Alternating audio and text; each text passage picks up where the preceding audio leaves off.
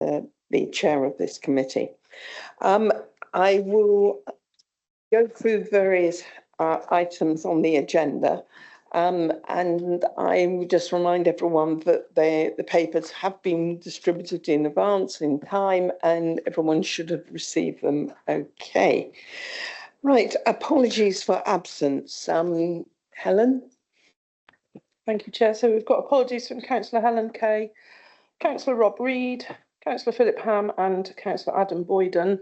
And we have a sub for Councillor Helen Kay, which is Councillor Shane Collins. And I think Councillor Simon Carr as well is just running a bit late. Okay, thank you for that. Right, on to the next one. As the last meeting was on the 2nd of December, we don't actually have any minutes to approve here today. I know it's sitting on the agenda, but they haven't been completed and circulated. On to item 3, the declarations of interest. Are there any from members of the committee other than your normal double hatter ones for items on the agenda? Nope.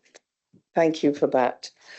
On to item 4, public question times. I've not been informed of any and the clerk has agreed.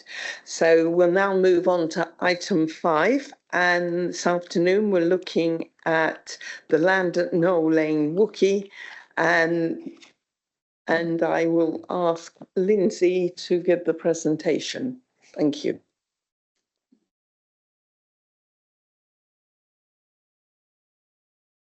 We're waiting for those online. We're waiting for the presentation to come up on the screen.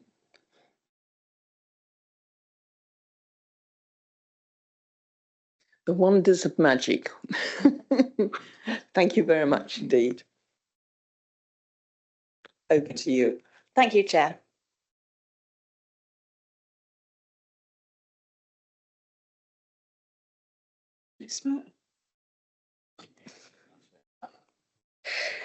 So this is the outline planning application on land at Knoll Lane Wookey for up to 9 dwellings. All matters are reserved, and so the details of the proposal will be determined later under a subsequent application if planning permission is approved at outline. The application is recommended for approval with conditions. Here's the location plan showing the existing agricultural access off Knoll Lane in the northeast corner of the site, and an X marks the indicative access off Monksford Lane at the south boundary of the site.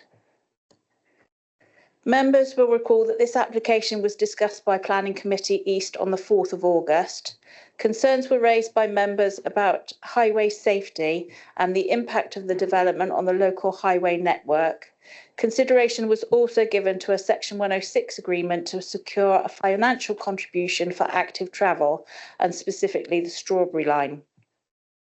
The resolution was to defer the determination of the application to allow the submission of additional information, so further discussion could be had relating to the highway impact and financial contribution to active travel once the additional information had been considered by consultees.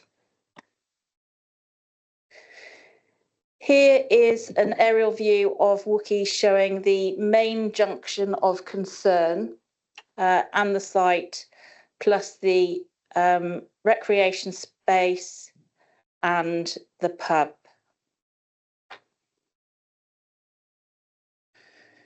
Here's a wider aerial view of Wookey, viewing some of the basic facilities, some of which make Wookey a secondary village. Zoomed in, here is the settlement boundary of Wookey, with the site adjacent to it. And here is the indicative site plan that demonstrates that up to 9 dwellings can be accommodated within the application red line.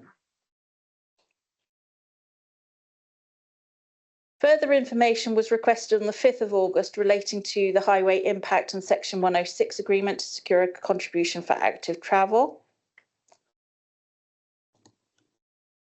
Further information was submitted by the applicant's agent on the 12th of August, which included a transport statement and confirmation that the applicant would not be entering into a Section 106 agreement. A full reconsultation exercise was initiated on the 13th of August. 7 additional responses were received from members of the public. Their concerns regarding highway impacts largely reiterated the Parish Council's concerns. The Parish Council raised concerns focused primarily on the adequacy and accuracy of the submitted transport statement, as well as the capacity and safety of the local road network. The Parish Council considered the existing roads around the site to be narrow, congested by larger vehicles and parking, with conflicting traffic movements at nearby junctions. The Parish Council considered the fords effectively make Monksford Lane and Knoll Lane no-through roads. The Parish Council said fire engines had been blocked from passing along the narrow section of Knoll Lane. The Parish Council also raised concerns regarding the conflicting modes of transport, such as pedestrians and cyclists trying to navigate these roads, and the difficulty of connecting with the National Cycle Route 3 and the Strawberry Line. The Parish Council also talked about the cumulative impact of recent developments within the village and the sole bus service only operating in the daytime, Monday to Saturday. Here are some photos submitted by the Parish Council to illustrate the concerns they have raised. The first one, you can just see the pub in the background with the fire engine on at the start of Knoll Lane. And the one to the right is Praywater Road, looking towards the junction. And here, looking down Knoll Lane towards Monksford, and the flooding that occurs on Monksford Lane. The highway officer considered the cumulative impact of this and other proposals and found the cumulative impact was acceptable. The highway officer considered the proposal had demonstrated that safe access for all transport modes would be achievable. The highway officer did not consider a traffic plan was required for this scale of development, and although desirable, the development would not require a financial contribution towards active travel. Therefore, the highway officer does not object to the proposal. At the last planning committee, members asked to see the location of the site in relation to the fords. So here's a map of Wookey and the site. Here is the approximate location of Knoll Lane. Here's Monksford Lane. Here's the approximate location of Knoll Lane's ford. Hope you can see it does continue along the road for a considerable length, with Monksford Lane ford approximate location.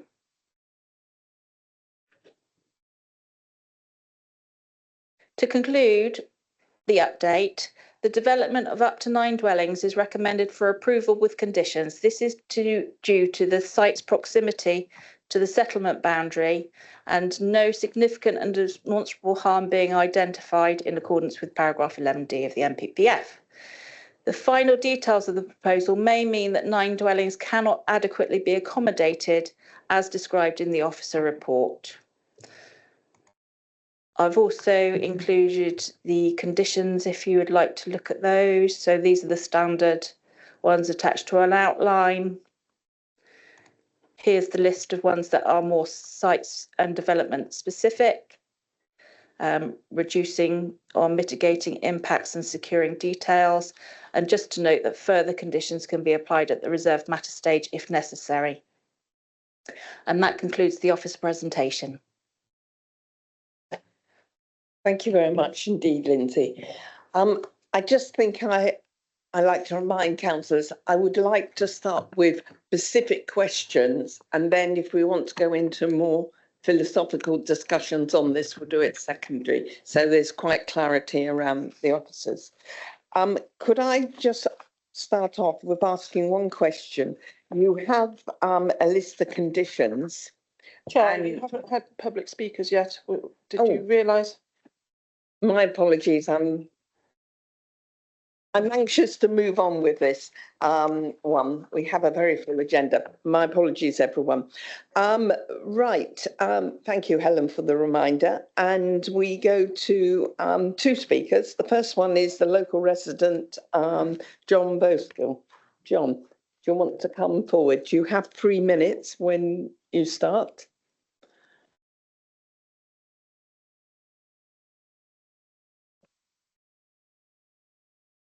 Go.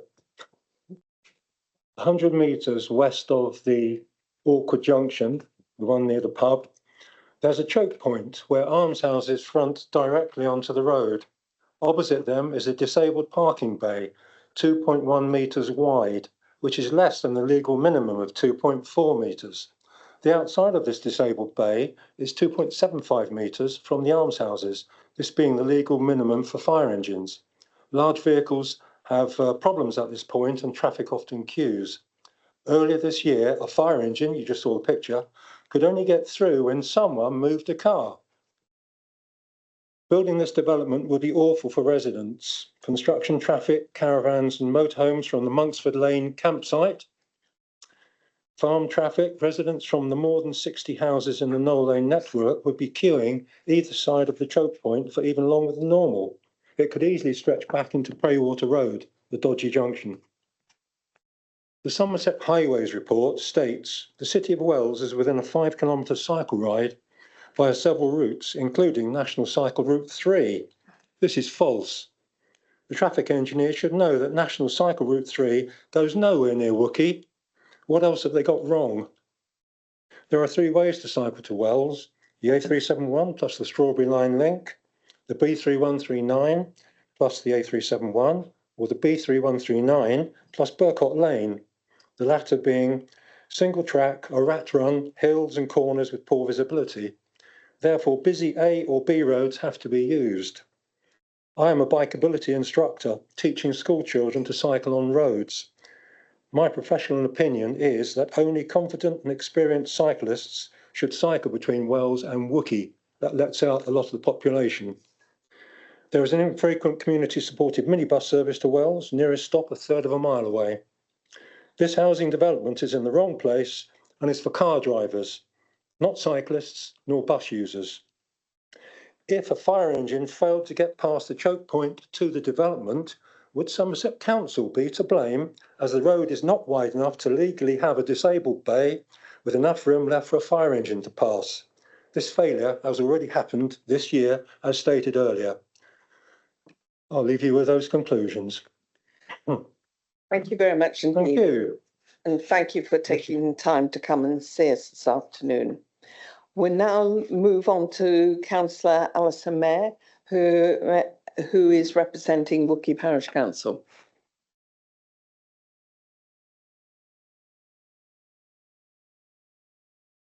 You have 3 minutes when you start. Thank you. Residents in Wookey are not reassured by the highways or IMA reports. Both rely on limited observations and generic modelling, which simply do not reflect the reality on the ground. Traffic on Knoll Lane and the surrounding roads is already at saturation point. The core question is this: is it good planning to place a new housing development several hundred metres down an unclassified dead-end D road with known choke points? Highways prediction of 4 vehicle movements per hour from 9 homes, based on computer modelling for any village, ignores delivery traffic and the very specific constraints in Wookey. If further applications for this site follow, which seems inevitable, these impacts will multiply. Key issues remain unaddressed. The long-standing choke point by the almshouses, where houses open directly onto the road, and the blind bend on Praywater Road, where passing vehicles are forced to encroach the ghost pavement, so unsafe that Somerset no longer installs them. Even the village school must provide a staffed walking bus to keep children safe. Wookey is already absorbing significant development, 53 dwellings across multiple sites, with almost no affordable housing and no Section 106 benefit for the village. Beyond this, nearly 200 homes are being built between Wells and Wookey, with another 116 proposed. pressure that will inevitably worsen congestion here. Wookey has contributed far more than its fair share. This particular development is in the wrong location on an unsuitable road and would have a serious negative impact on residents' safety and quality of life. I urge the committee to refuse this application. Thank you. Thank you very much indeed, Councillor Mayor. Right, I have no other public speakers, so we can then return to what I asked before, and that is, but we have questions first for the officers and then we go on to a broader debate. I have one question, and that is, you have a list of conditions, and on one of them, it's footpaths and cycleway connections. And then you've got brackets, reserved matters. Is this what you're saying, is that it's an indication that it will be dealt with at reserved matters, but you've got it listed as a condition now, as a prompt for the future? That's correct. Thank you very much indeed. Right, any thoughts or questions of anybody? Shane, and then Suzanne. Yeah, just a point of information. Whereabouts is the Arms Houses? Is it by the choke point? I wasn't quite clear. Yeah. And that's on both sides of the road, is there Arms Houses? Opposite, there's a parking bay. Okay. Thank you. Shane, just to remind you, I appreciate you all seeking information, but it's the officer who should be responding. But thank you very much indeed. Right. Would you like to use your mic? Yeah, I was just going to ask if you could point out the pub on this map, because then I know where I am. I mean, that doesn't sound great, does it? I think we may have another map which will help matters. Lindsay?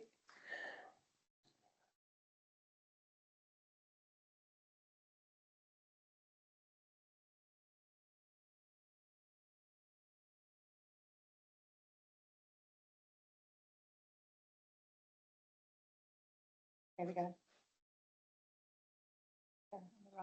And I think the triangle is the green pub. The green triangle's the pub. Yeah.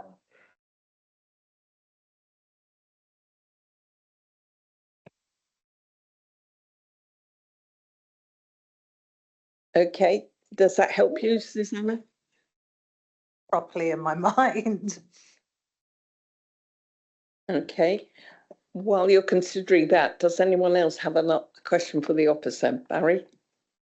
Thank you, Chair.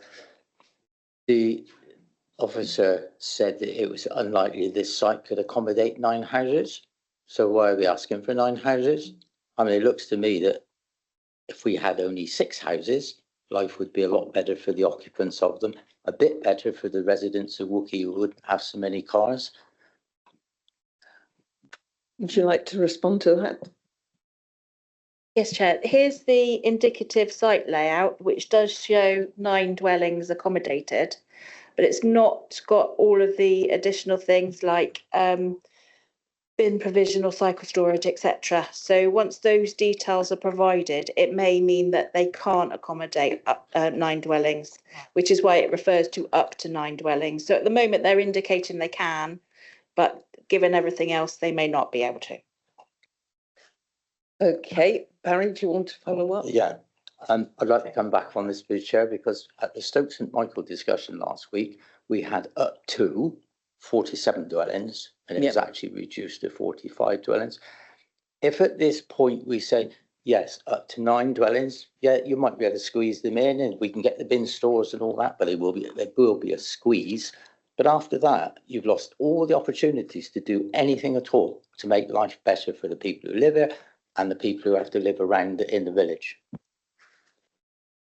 Thank you for that.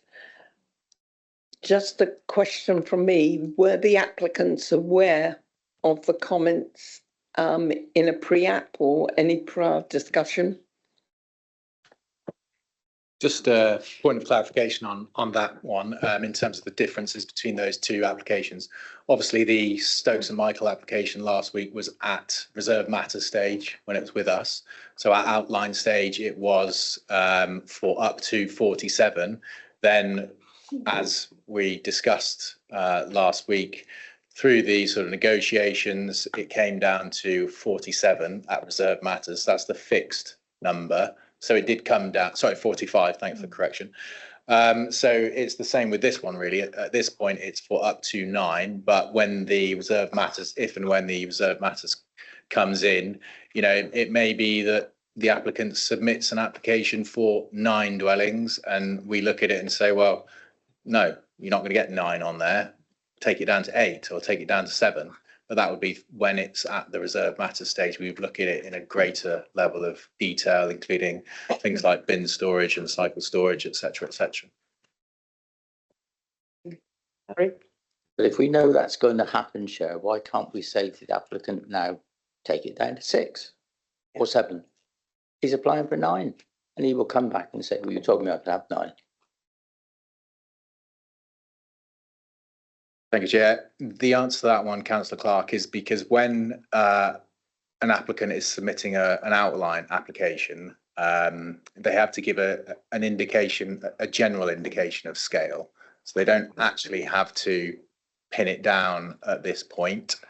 So it wouldn't be reasonable for us to sort of look at this now and say, well, that indicative layout there, at this stage, in terms of the level of detail, is a reason for refusal. We're just looking at the sort of general quantum of development, and then we would look at it in more details at the reserve matter stage. Thank you. Martin? As a reserve matter, will it come back to this committee?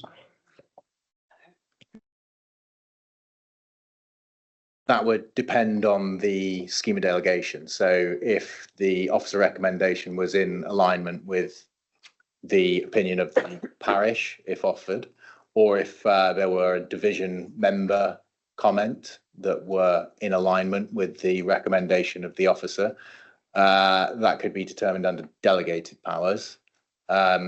If they were not in alignment, then the application would be referred to the chair for a decision as to whether it were to come back to the committee. So it would depend. Thank you. My apologies, Barry. I didn't realise you wanted to come back. Yes, sorry, I'm getting a bit boring about this, Chair. If we give permission to this for up to 9, I can see we will end up with 9. And I would suggest we turn this down until they come up with, well, in my opinion, and hopefully the planner's opinion, we come up with a realistic figure. Looking at this site plan, Chair, this is like all the other applications we see, just squeeze in as much as we can get in. And it is, I mean, a couple of those houses look awful, but there we are. Thank you for that. Could I refer to, sorry, go on. Mark. Sorry, yeah, well, I mean, I completely get what Councillor Clark's saying. But my fail-safe that I'm sort of suggesting is, can we ask for this to come back now, or can we insist that this comes back as reserved matters to this committee? I believe you can insist for it to come back if that's part of the approval. But is that correct? No. No? Just, I think Ed's clarified that the process, what would happen with a reserve matters application, but effectively, Councillor Demery, you, as a committee, you could ensure that happened by, firstly, the parish council being aware that their comment on a reserve matters application might trigger referral, and also the divisional member also having the same opportunity to trigger referral. So I think as a committee, although we can't say for sure the application will be referred back to committee, as long as the scheme of delegation remains as it is at the moment, as a committee and as a parish council, you would be in control of whether it did or didn't. Is the divisional council in the room? That is yours. Oh, I've got you on the end of the line here, haven't we? Yeah. My record is to support the parish council as a generality, and I don't know what will come back, and I don't know what the parish council will say, so I can't give you total assurance one way or the other on this. But shall we? The officer wanted to respond. Thank you, Chair. So in the officer report, there's a number of issues that have been raised that need to be addressed at the reserved matters stage. For example, it's very inward facing, and we would want it outward facing, and that in itself could drastically change what can be accommodated within the site. And also they may come in with something like 2 units in a flats. So, you know, the footprint of those would be much smaller. So it is very much an indicative, and the protection for the council is that the description says up to. So if they can't accommodate satisfactory 9 dwellings, then we wouldn't be approving that. Thank you. Councillor Clark, you want to make a recommendation? Yeah, I think the officer has just answered my question that I'm going to ask. Does the fact that you've queried the ability of the site to accommodate 9 dwellings mean that it will be a reserved matter, I guess, and it will not be a question of fiddling with words and say, well, they're doing 8 and 2 flats, so that's up to 9. It actually reduce the impact of this site on the village of Wookey? The reserved matters would give all of the details of the dwellings, and we would then establish whether the development was appropriate. Will it include the number of dwellings on the site and the ability to reduce that number?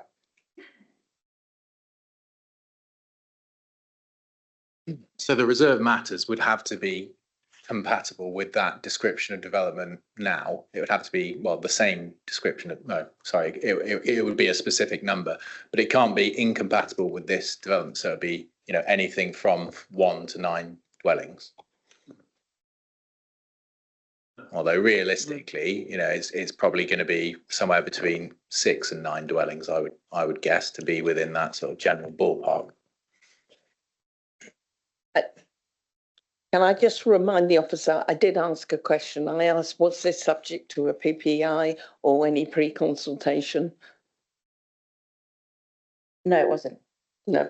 Okay, thank you.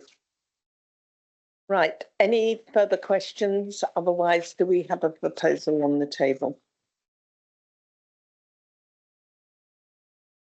Okay, Councillor Denton. Sorry, Denton.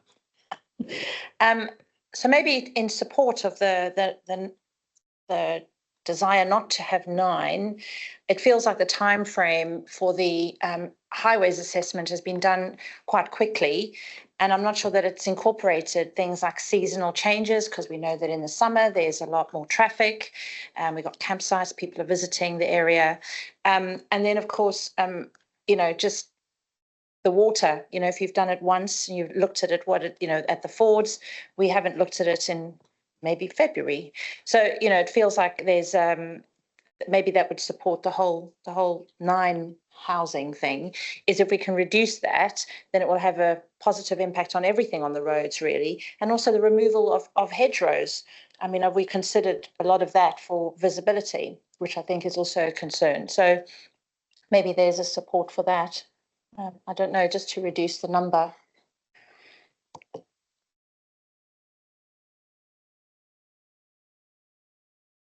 Okay. Can I just remind people that if we had the original site drawing up, you'll see where the red line is and where the blue line is. And to remind people what the blue line means. Blue line means that it's in the ownership of the applicant. So could we have that first drawing up?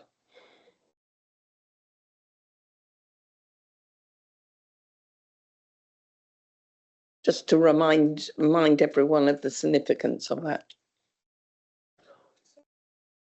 The red line is the application site. The blue line includes all the land under the ownership adjoining that site.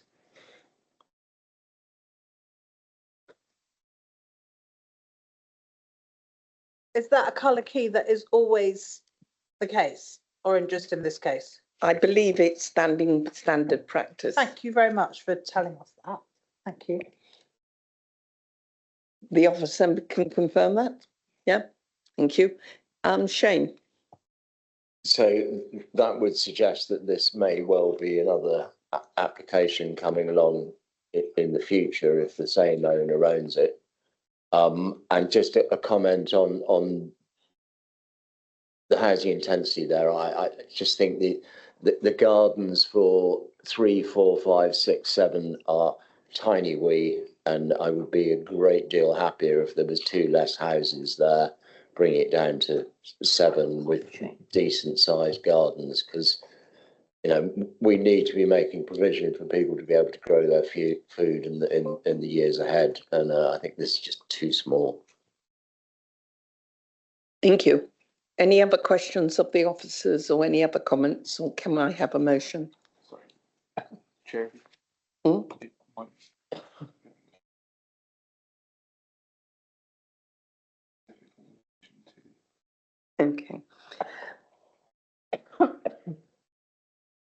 Martin? Right. I think this is a difficult one.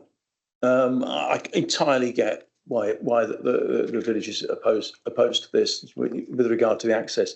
I do think it's a bit too big, and perhaps in the spirit of compromise or in the spirit of knowing that we need more housing, I'd be prepared to propose this, to accept this on the condition that the parish council, as has been said, the parish council can come back at the stage of the reserved application being presented to us, or you yourself, Chair, would be willing to bring it to the committee so that we can actually have a final say on the final outline, and that may well be to recommend that it's reduced to a smaller number of houses.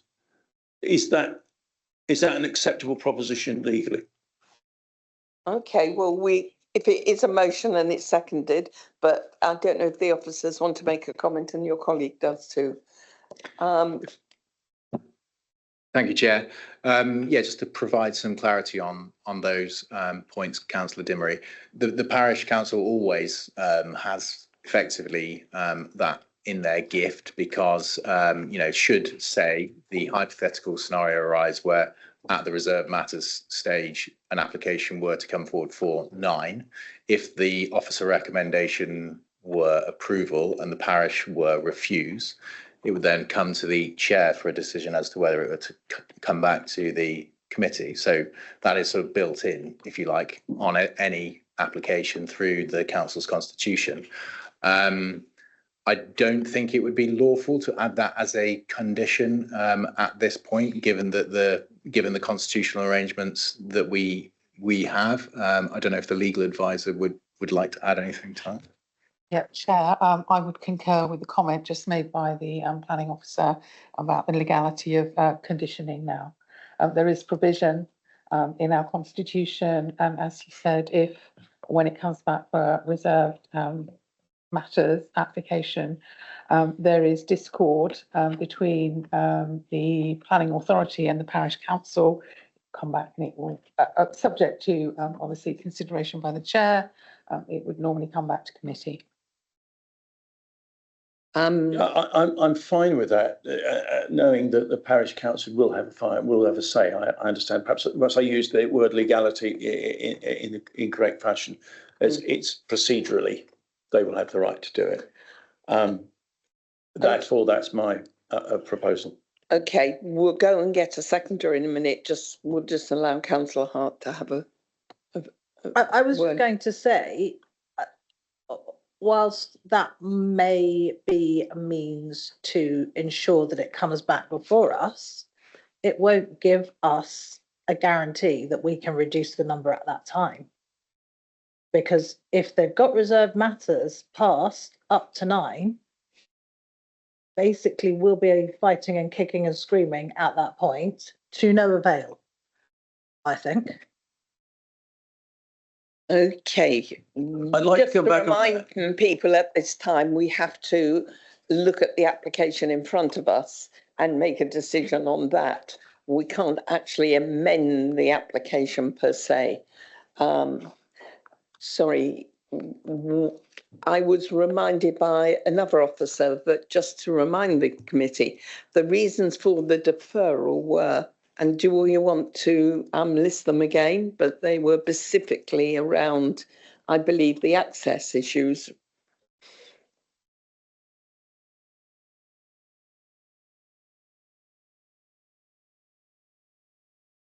Thank you, Chair. So, yeah, this is from the committee report, and the reason for the deferral was solely about the highway safety impacts and the financial contribution. Okay, so just so people recognise, as this is under 10 houses, there is no requirement to make any contribution to the community or health or housing or travel. And it's disappointing, but that's the reality of the rules around the number of houses. Does anyone want to say anything more? Or can we have a proposal which Martin's put forward and we'll have a seconder?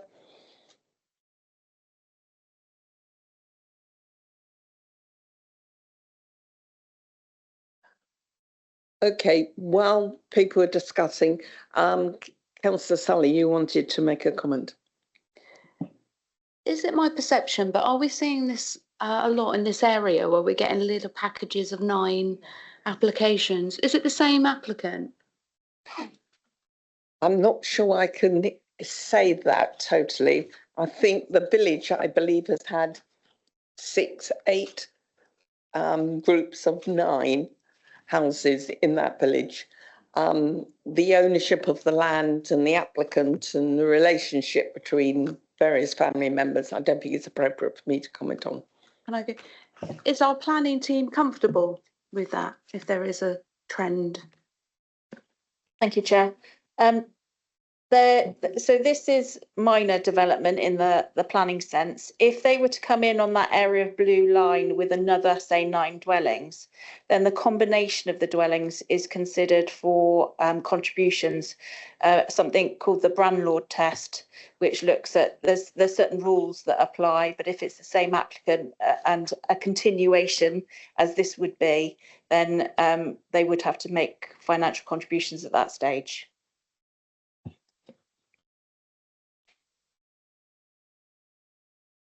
Okay, right. We have a proposal from Councillor Dimmery. Is anyone happy to second it?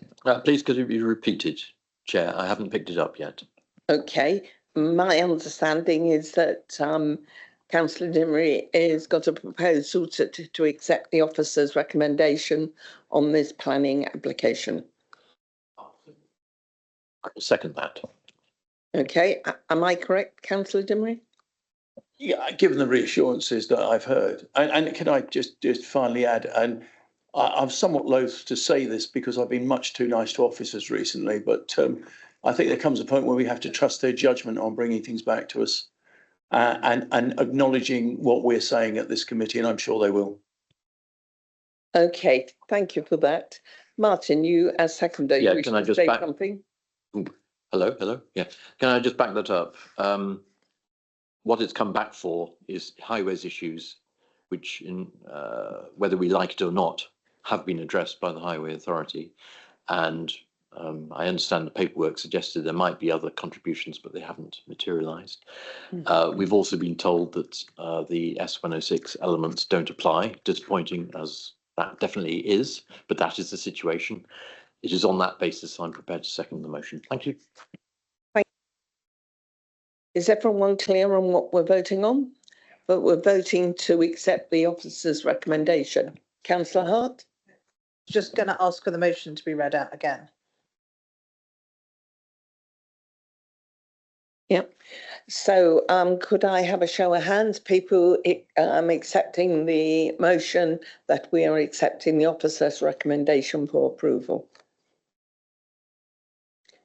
As Simon Carswell wasn't here, he can't vote, I'm afraid. Yes, Yeah, that's just absolutely for right. clarity, councillor Carswell was delayed arriving at the meeting and hence he cannot vote on this issue. Thank you.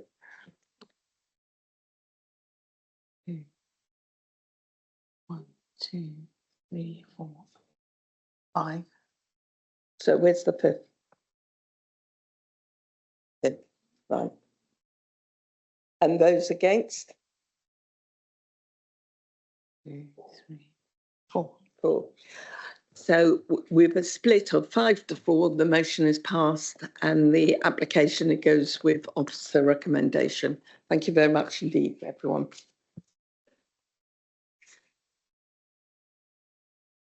Right, as you probably gathered, as everyone probably gathered, we have a lot on their plate this afternoon, so we'll now move on to item 6, which is planning application in respect of the Laurels in Draycott.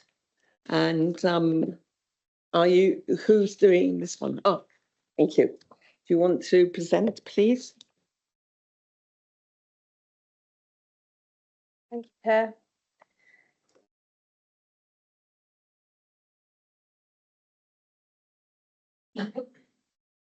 So this is a variation of condition application. The application is to vary condition 1, which is the plans list of planning consent 2023-2088 FUL, which was the replacement of an existing 21-bed residential care home with a new 49-bed care home. And it's at the Laurels, Westfield Lane in Draycott. And the recommendation is to approve with conditions. So the initial planning consent was granted in April 2024. So this variation of condition is only looking at the points of variation are the installation of 6 air source heat pumps onto the flat roof between blocks 3 and 4 of the new development. And these will be screened using a slatted metal louvre system. The second point of variation is that the external materials of blocks 2 and 3 on the bottom half of the blocks, the natural stone that was suggested will be substituted for a stock brick due to problems with putting the blocks to support the timber cladding onto natural stone, so it has to be substituted for bricks.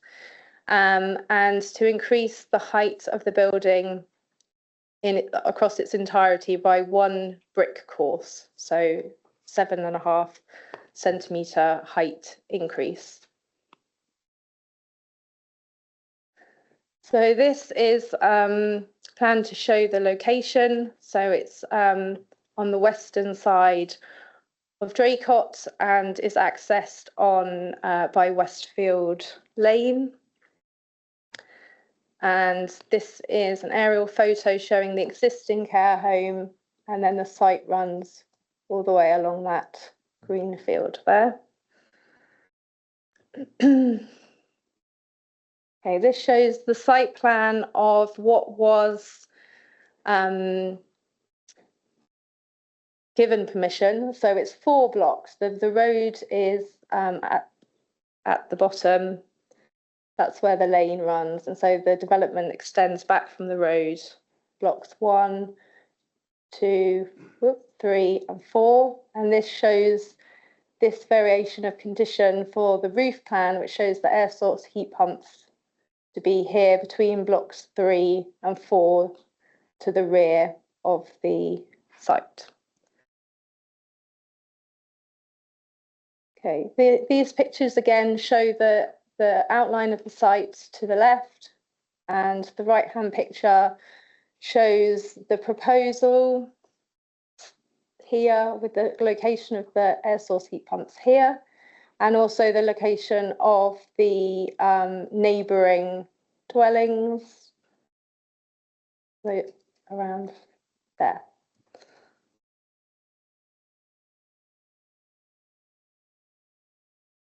And these are the elevations. So you can see that there's an existing hedge which screens much of the development that has been permitted. And then this shows the front elevation facing the road and then the rear elevation. So as a result of consultation, the parish council objected to this variation of condition application based on the fact that the noise impact assessment was inadequate and the height.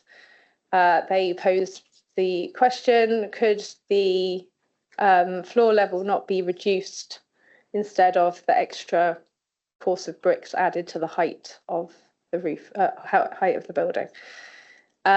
Our council environmental protection officer had no comments on this variation application. And then there were two local representatives who objected on the grounds of the noise, that the noise impact assessment was inadequate and that the extra equipment proposed would impact the peace and quiet, and that the height increase was unjustified and would impact the neighbouring properties. So as an update, since the application has been submitted, there have been revisions to the noise impact assessment report to reflect the fact that 6 smaller air source heat pumps are proposed instead of the 4 larger ones cited in the initial report. And as a result of this, very recently, the parish council have removed their objection and have stated that the revised roof plan and noise report addressed the concerns of the parish council, and it was felt that the care home will be an asset to the community and the parish council will look forward to it being completed. And finally, I just want to draw the committee's attention to the fact that in the committee report, the first proposed condition that was outlined was put down as the standard time limit condition. Apologies, this was an error. And because it's a variation of condition application, it should have been the standard time limit variation of condition compliance condition. So I just wanted to draw your attention to that one. And that's the end of my presentation. Thank you very much indeed, Anna. We have 2 speakers on this. The first one from a local resident, Mr. Roberts.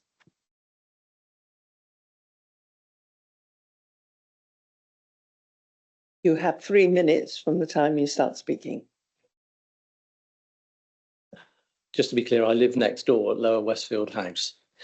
I believe it is not clear what you're actually being asked to grant planning permission for today. I say this because of a number of inconsistencies in the documentation. I only have 3 minutes, so I'll just mention some of them here. In response number 6 to the Parish Council's objections, the applicant's agents state that the total noise output from the 2 applications is the same, but it isn't. If you look at table 8 on page 10 of each noise report, the decibel readings are different. And of course, 6 are going to produce more noise than 4, so that's perfectly logical to me. And also the 2024 noise report proposed that the noise level doesn't exceed 5 decibels below the background sound level, yet the 2025 report proposes that the noise level doesn't exceed the background sound level, so not less than 5 decibels below, but doesn't exceed it. So that's presumably to accommodate the extra noise. The planning officer's report at 19.2 states that the 6 units now proposed are smaller or shorter and shorter than the original 4. But the reports refer to the same specification units exactly. And if you look at the specifications attached to the relevant noise reports, the sizes are exactly the same. And I've telephoned the manufacturer of the units and they've confirmed that the 6 units are exactly the same size as the 4. So I would submit that that's wrong.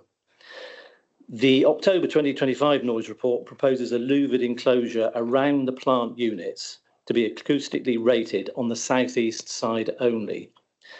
But the 2024 noise report, the earlier one, recommends an acoustic louver to enclose the air source heat pumps, i.e. on all sides. So I'm at a loss to understand why 6 units only require an acoustic louver on one side, whereas 4, we're going to have this louver on all sides. It doesn't make sense to me. If you're minded to grant planning permission, I would submit that conditions would need to be added sufficient to ensure that the proposals and recommendations in the noise report are implemented, that the air source heat pumps of the specifications stated and the required acoustic louvers with specifications are all installed as proposed, so as not to exceed the noise levels in the noise report, and that they are repaired and maintained to ensure their correct functioning and replaced where that is not achieved.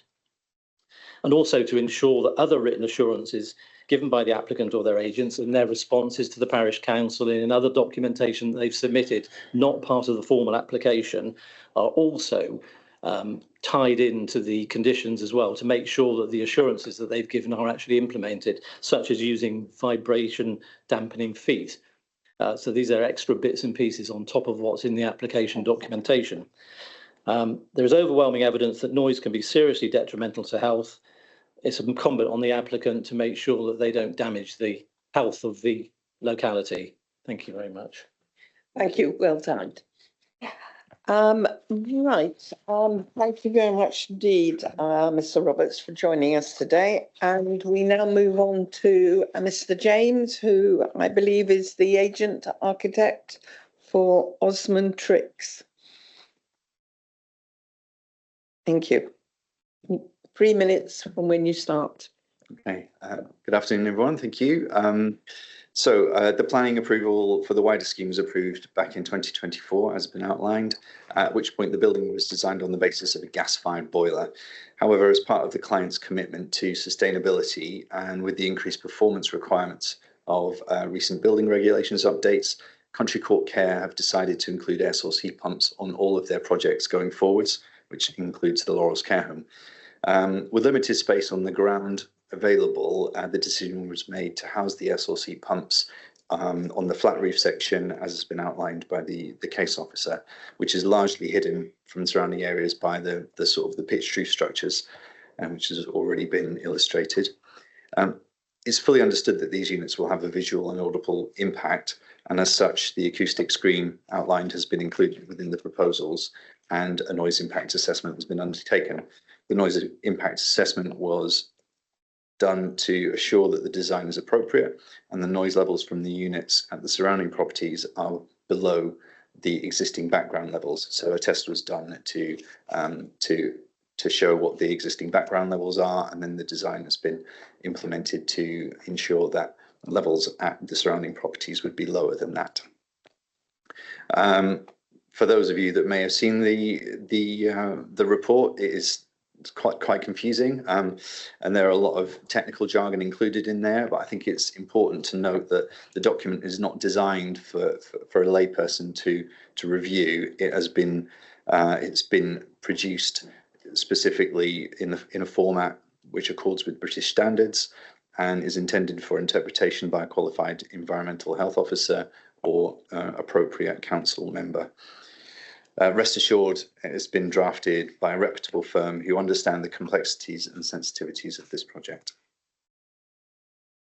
Moving on to the increased building height, the application includes an increase to the height of 75 millimetres or brick course, which has been outlined. This is largely the result of an increased pressure from the building regulations and Part L, which has led us to the air source heat pump solution, but that also moves hand in hand with an underfloor heating system, which has in turn increased the floor construction depth. There's also the new Part O for overheating, which has resulted in comfort cooling to certain areas of the building, which again has had a slight increase on the service void requirements. So when we reviewed the design in this context, at a detailed design stage, we were ending up with an internal ceiling height of 2.3. And just for some context, a standard new UK built house would have 2.4 to 2.5 as a ceiling height, and Country Court as a rule would generally design to 2.6.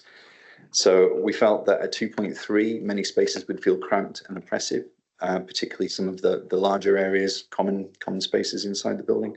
And therefore we took the decision to increase the building height by 75 mil to provide the 2.4 metre ceiling. I'd be happy to answer any other further queries. I realise there's some sort of technical things surrounding the noise impact assessment, so I'd be happy to cover some of those if that's appropriate. Thank you for your time. Thank you very much indeed, and thank you for joining us today. Well, does the officer want to make any further comment, or we'll go on to members' queries and questions? Does anyone have any queries or questions on this one? I have Barry Clark and then Suzanne Hart. Thank you, Chair. The noise impact assessment, was it actually an assessment that was done at the site, or was this done in somebody's office as a desk study? Thank you. Would somebody like to respond to that? The assessment, if I can show you one of the slides that I had. So this map comes from the noise assessment, and you can see the I think these green dots show where the tests were done. I think that's right. Sorry. Those are the noise receptor points. So there was a sensor that was set up on the site, and then from the data that's collected from that, the anticipated noise levels at those receptor points. Sorry, if we're going to allow him to say something, could you come and sit in front of a microphone, please, so that people can actually hear what you're saying? Okay. As this is a technical question, I think it's legitimate to open it to you. And it's not my report, and so I'm only saying what I understand from speaking to the acoustician. But when the report was done, a microphone was set up in the field where the proposals are, and noise was monitored over a period of time. A computer model then anticipates the noise levels at these receptor points, as in the surrounding houses, and provides a calculation which predicts what the noise levels would be in those locations following the proposals. Okay, thank you for that. Barry, do you want to do a follow-up? Yes, please. Do stay there for a moment in case. The answer to my question is this is a predicted answer to the noise, not an actual noise that we expect. Yeah. Thank you. I'll ask the officer to comment on that. But I just add to this and then you can do it. I'm very aware that however good modelling is on all these things, it's what happens once a building's in place and the reflection of noises, the lack of dampening or the positiveness of the having things dampened. And I wondered whether or not we could condition it so that before it is occupied, that whatever the report says is going to be the outcome is actually the case. And so we have a test on site once it's been constructed with whatever they put in place to modify the noise is tested prior to occupation. Is that a reasonable condition?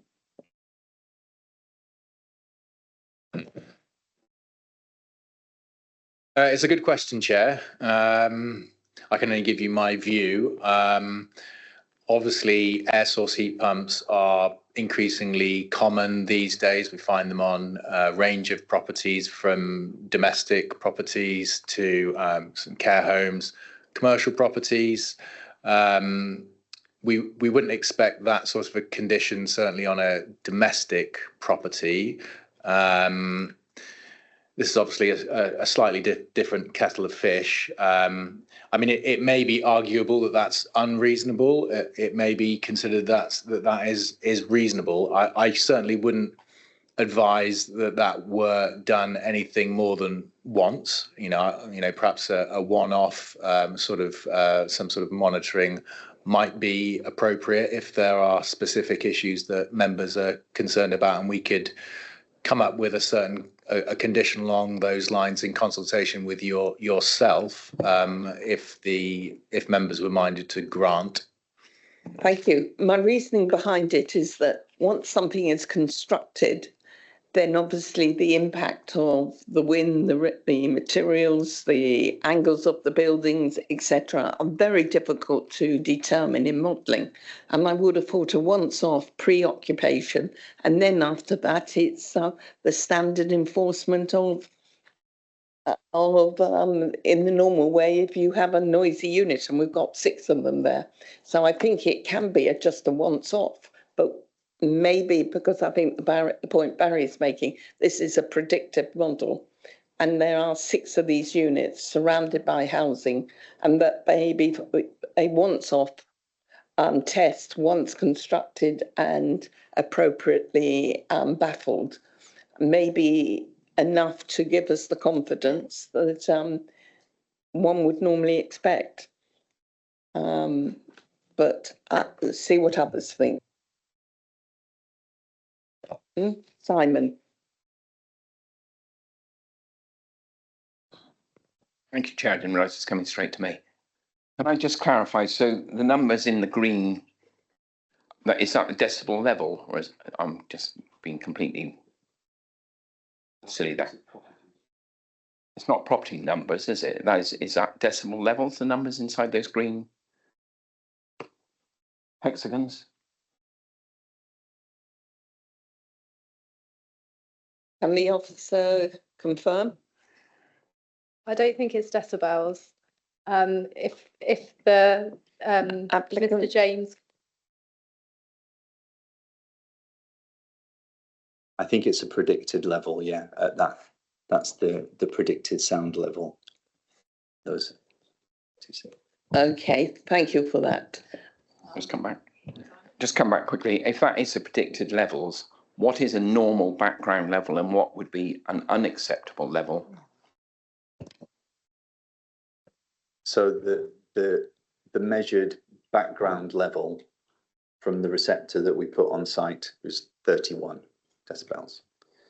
And that is why the report suggests that the proposals are acceptable, because all of these numbers are below that number.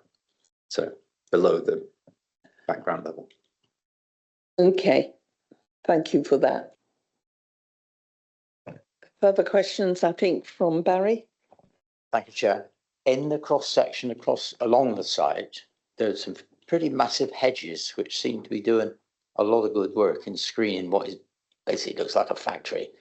Can we have an assurance that these hedges will be maintained in perpetuity and will not be taken down at the first instance? Thank you. Can the officer confirm this situation? Are they conditioned? The hedges were a condition of the original application that was approved. So the conditions all carry forward through this variation. And the condition was, do you know? I don't know off the top of my head. Comfort for Barry. I think the condition was, Chair, that you can't work during bird nesting season. I didn't see a condition that stopped you cutting the trees down before the end of March and after the end of August, but I may be wrong.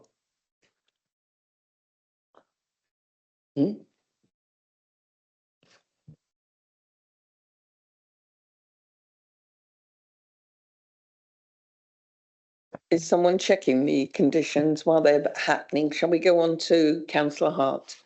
And we'll come, Barry won't lose it, we'll come back. Councillor Hart. Oh, I was just going to ask what the construction of the building is. And I've got another question, but do we have an answer to what the construction is? Is it concrete block? Oh, so the construction of is clad in stone.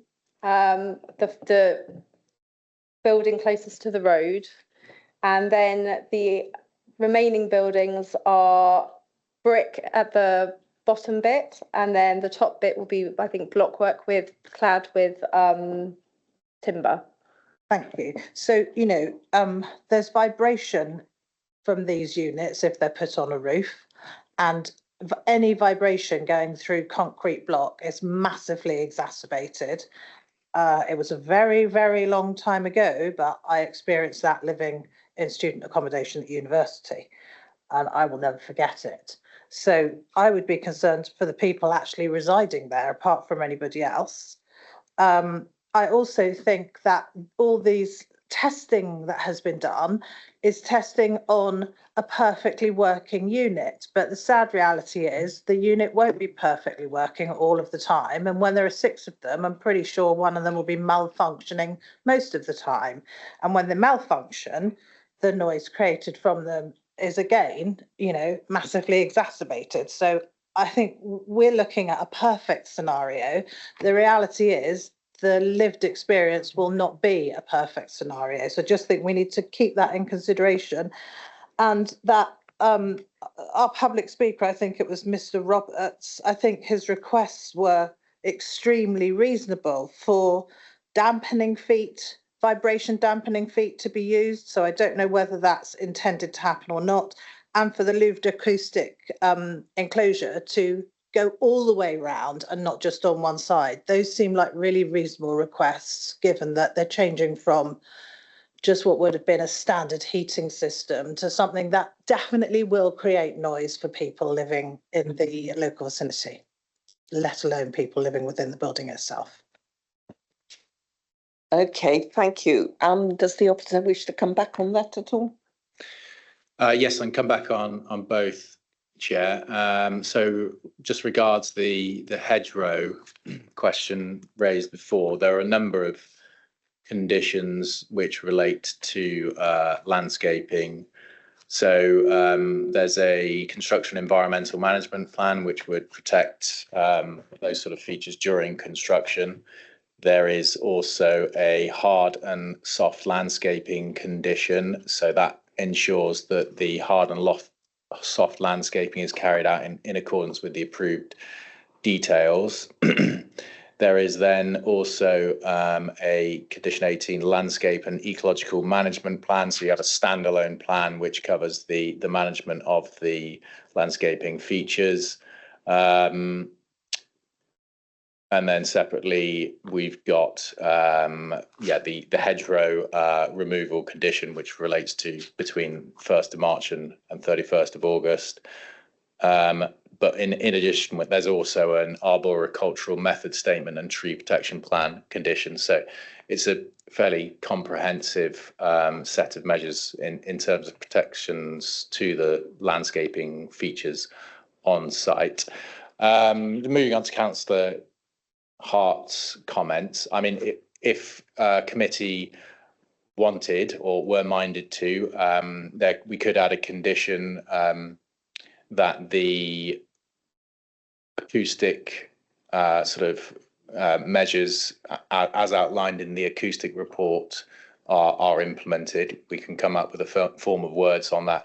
In terms of the sort of dampening feet, which I understand are not mentioned in the acoustic report, that we would need to do through you in sort of discussions with yourself. We could add that in as an extra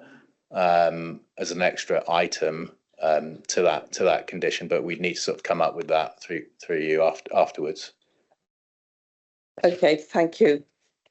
I'm still minded to support my proposal around having it tested once it's actually constructed against the requirements of the modelling. Councillor Hart? Is there a way of putting in place some really strict measures around maintenance of the units? Because it is when they start to malfunction that they become massively more noisy, in my experience. Would the officer like to respond? Yes, thank you, Chair. So that would bring us into the realms of environmental health. So, that would become a sort of nuisance issue. And if that arose as a nuisance, it would be environmental health officers who would see to that and eventually, or not eventually, but, if it was a broken unit creating a nuisance, it would be under nuisance legislation that were dealt with. Yeah, okay. Thank you for that. Maybe not the answer I wanted. Thank you. What I would like to do is propose to go with the officer recommendation for approval with one condition, and the condition being that prior to occupation, that the units are fully tested to meet the conditions stated in the acoustic report, to ensure that what is being modelled actually is delivered. I'm quite happy that once it's been tested, then after that it goes into the realms of environmental health. But I think we just need one formal testing of the proposal mitigations. And I have a seconder in Councillor Robbins. Councillor Lovell? Yeah, could somebody please advise of the consequence of that action? That let's say something does go wrong, what will happen then? If it's unacceptable, what can anybody do about it? Thank you. My understanding, which is why I'm putting forward, is that it will need to be technically resolved before the units are occupied. As simple as that. I mean, it's not a draconian thing. It's obviously something they would like to achieve in the first place, and therefore all we're doing is ensuring that the modelling actually delivers what is intended in the first place. But the officer can guide me otherwise. Yep, no, you're quite correct, Chair. We would simply word a condition along the lines of no occupations shall occur until testing has been carried out to the satisfaction of the council in accordance with the acoustic modelling or something along those lines. So occupation could not happen until we were satisfied. Thank you. We have a motion on the table. I see Councillor Hart has his hand up, and then I would like to take the motion with the seconder to the committee. Councillor Hart? So are we not including any of the requests for acoustic louvering all around and vibration dampening feet? What we're doing is saying that they're going to deliver the outcome. We're not telling them how to deliver the outcome. We want the outcome. And I think that's what the resident wants. And he's putting forward the issue about acoustic louvering. You know, and that is based on, again, a surmise that it will improve the situation. Surely what we're looking for is the outcome. And that's what I think the condition indicates. Well, I think I don't know about the dampening feet, but the acoustic louvering all around was originally there and has been altered to say only on one side. That was what the public speaker stated. And furthermore, I think to just call it, it'll just be a technical thing that will need to be resolved. You know, if this modelling is correct, yes, but if this modelling is not correct, it will mean that system isn't fit for purpose, and they'll have to install an oil-fired central heating system. That's quite a big technical change. I think that's probably an extreme measure. If they're employing a competent company, they will get to the results they're looking for, and they will have to put up additional screening or whatever's needed. It's a lot more secure than actually just assuming that the baffling will resolve the problem. Councillor Clark. Thank you, Chair. Can we just make sure the word fully doesn't go before the word occupied before they do the test? They do the test before anybody moves in, not before pre-occupation, full stop. Councillor Denton. Can I just ask what the outcome then is, the desired outcome? Because I mean, if we just say for the desired outcome, what is that outcome? I think that's been declared in their technical report. So at the moment it's on 29 decibels for all the top one, the highest. So what are we going for then? For an outcome that's better than that? Is that what we're trying to say?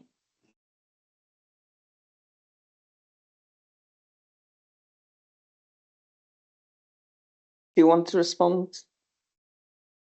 Yes, I mean, I don't have the report in front of me, but it's, you know, to be in accordance with the recommendations of the report, the acoustic report that has been submitted. So I think members' concerns were, will reality match the modelling? And this is what that condition would do by testing when it's all in situ. Is it actually going to match what it says it will do? And if it doesn't, well, they won't be able to occupy. So If they did say some testing and it was too high, well, then they'd put some baffling in, for example, or they'd put some acoustic feet in. So I think the chair is correct that if we have an outcomes-based approach in the condition, it doesn't matter how you do it, is it going to create the noise for the nearby resident? Okay, Councillor Carswell, and then I'd like to go to the vote. Just quickly for knowledge, I've just looked up decibel levels and their equivalent, and 20 to 29 decibels is the equivalent of a quiet bedroom at night. 30 to 39 is whispered conversation, which I have to put up with here. Milk poured on dry cereal. So it's not really excessive noise. Thank you. That's an interesting impression. Right.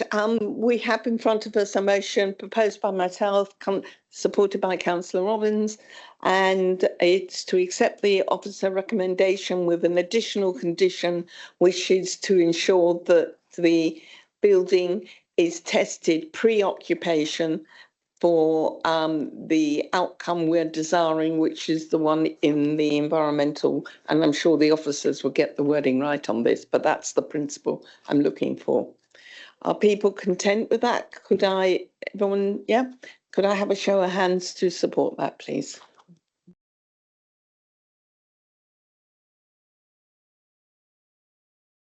Nine. Those against? Any abstentions? One abstention. Okay, thank you for that. And thank you for you today. I think you heard the intention of this committee, and also I think what needs to be considered also is the internal implication of dampening, which I'm sure you'll take into account. Okay, thank you very much indeed, everyone. Right, we'll now move on to item 7. Would people like to have a comfort break? Yep. Okay. If I'll say 5 minutes or 6 minutes, 25 past, and then we can make sure we're on schedule still. Thank you for that.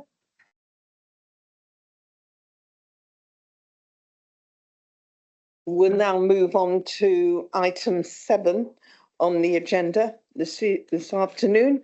And this is, just to remind people, it's a reserve matters application in respect of the land at Sub Road, Butley.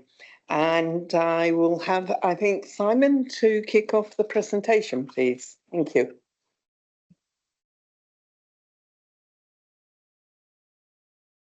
I'm just waiting for the presentation to activate because it's gone to the end. I will just try and change.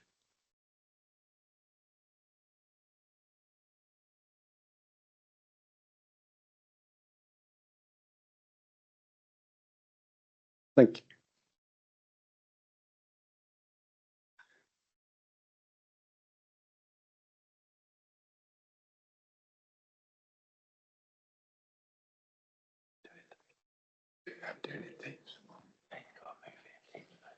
Do presenting thing.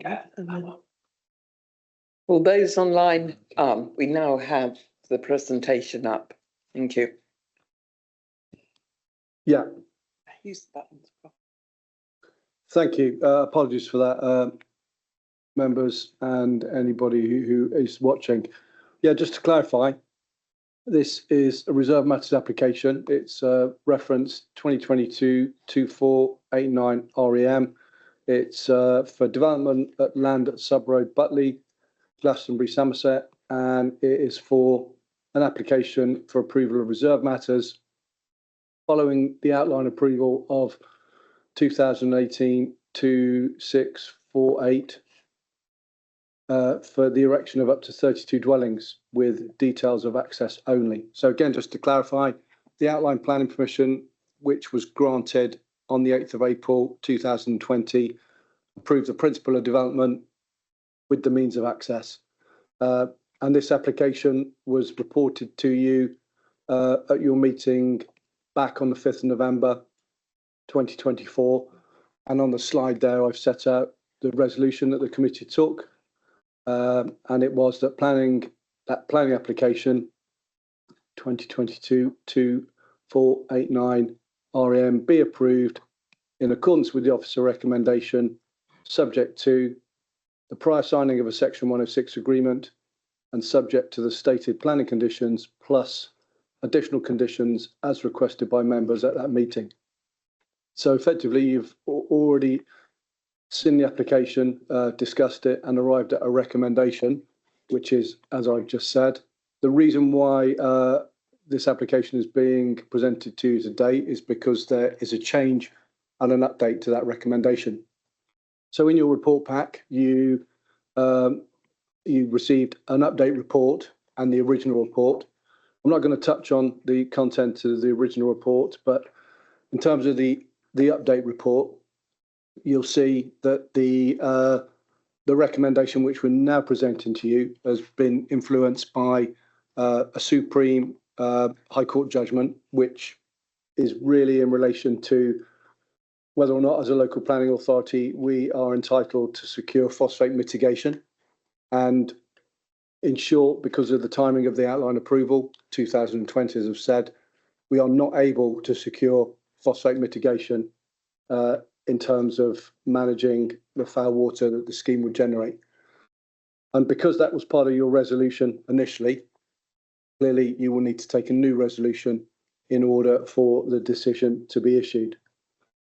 The other issue is an update on condition 3 of the outline planning permission. And you'll see from the report pack that condition 3 of the outline planning permission included provision E, which was to require a footpath connection from the site. And again, you'll see from the report pack that the resolution that was taken by committee, we referenced the fact that at that time, the scope of the footpath which was proposed could be challenged in terms of whether or not it complied with condition E. So obviously, since that date, the council solicitors and the applicant solicitors have been working really, really hard to execute a legal agreement that would have secured the phosphate mitigation, which we're now told that we can't approve. So all of that work has been set aside and was no longer required. In terms of the footpath connection, and again, I've provided an update in the report pack. So what we've got, and I will just show a few more slides on this point for you. So if you remember, this is the application site, and beyond the hedgerow here is a play area, which is land which is managed by the parish council and includes some play facilities, and obviously members of the community, the existing community, access it and use it as part of their day-to-day enjoyment of the village. In terms of the planning application proposal, and again, this slide just scopes out the outline, the extent of the development area. So that's the land which is highlighted in red here, and this slide here shows the site layout which you considered last time. And apologies, it hasn't come out that well on the slide, but it's come out quite clearly in your report pack. So there is a footpath connection from the proposed development area, which goes up to the scope of the site boundary with the adjoining open space play area. So the layout includes a footpath link. In terms of the connection beyond the site, obviously the finer details will be subject to resolution between the applicant, the developer, and the parish council. We're aware from what we've been advised that discussions have taken place. They haven't been finalised, so there isn't agreement to present to you yet. But in terms of what the applicant is able to deliver within the scope of the site, and that's all he has control of, there is a footpath connection which goes up to the site boundary. So again, if you look at the updated recommendation, we are suggesting, or we are recommending to you that you approve the reserve matters based on the plans that have been submitted, which includes the proposed site layout plan with the footpath connection within the site. The further conditions that are set out in the report, and that does include the additional condition which Councillor Kay suggested at the last meeting, so effectively the renewable energy measures. That's condition 9, updated condition 9 in your report pack. And in summary, as I've previously said, no requirement for phosphate mitigation. So it's quite a short presentation, Chair. I wasn't intending to go through the presentation that I went through last time because effectively the committee made a recommendation, completed a resolution on the proposal. The purpose of this report to you is to present a change and an update to that recommendation. I have, however, got the presentation slides from last time on the PowerPoint. So if there are any questions which members have got when you come to discuss and vote, I will try and help. Okay. Okay, thank you very much indeed, Simon. We have 4 speakers this afternoon on this application.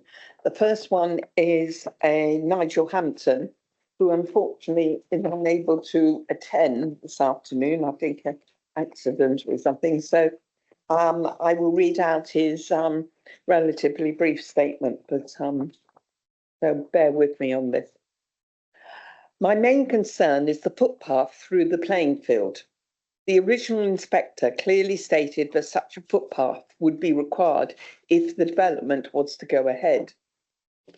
The footpath was a gift to the village, and the villagers are all beneficiaries. Butley Parish Council, BPC, are basically the trustees for the village, and any change to the playground needs to be approved by the villagers. As you probably are aware, under Section 139 Local Government Act 1972, BPC may accept gifts for the purpose of discharging any of its functions or for the benefit of inhabitants of the whole or part of the parish. BPC needs to ensure that land is used and developed only in the interests of the beneficiaries and for the specific charitable purposes. 2 months ago, I had 59 names on a petition collected in just 1 hour opposing any such footpath, so it's not in the interests of the beneficiaries. Until recently, BPC have always vehemently refused to accept such a football link over the playing field, even though they have been approached and, in brackets, possibly pressurised by Somerset County Council. And now such a path is even of less benefit to the villagers as the pub has sadly been closed. A Pacific footpath would be contrary to the purpose for which the land was gifted, especially if it was enclosed, as this is taking away the land from the playground. If an entrance to the development was created without Pacific footpath, it would give rise to a general right-of-way over the field, which, according to the Open Spaces Society, is not advisable because of risks of accident, safety of children, and maintenance. Okay, thank you. We now move on to Janet Trimmer, who is a local resident. Welcome, and do come up and join us at the table. And you'll have 3 minutes from the time you start speaking.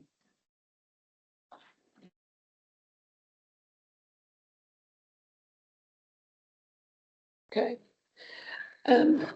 Today, you banged the last nail in the coffin for Butley as you finally set the precedent for the urbanisation of a rural village. This development will stand as a lasting monument to a bad planning decision. The planning system allows you to hear, but then you choose to ignore public comment. I have not come across one villager that thought this development should proceed, and you've consistently ignored NPPF with impunity and even the local plan you wrote, because this broken planning system allows you to do so. Numerous conditions, assurances and diagrams made during the local plan site selection and outline planning stages afforded at least a bit of protection to the rural nature of the village and those of us unfortunate enough to live on the site boundaries. But you've swept them aside one by one to keep the developer happy. Again, because you can and you have all the aces. It has been made very clear that to me that SCC are only interested in increasing housing stock statistics rather than good development. You will build anything on any land, however unsuitable, to improve your statistics. On a personal note, I cannot thank you for the unique selling point you've created for my property, as I do not know of anyone else who is able to walk or fall off the end of their garden and immediately drop down 2 metres. Last November, you agreed this by allowing the 5-metre environmental buffer to be totally removed on the southern side of the site, and then to excavate down 2 metres without even requiring a fence for my safety. And why did this happen?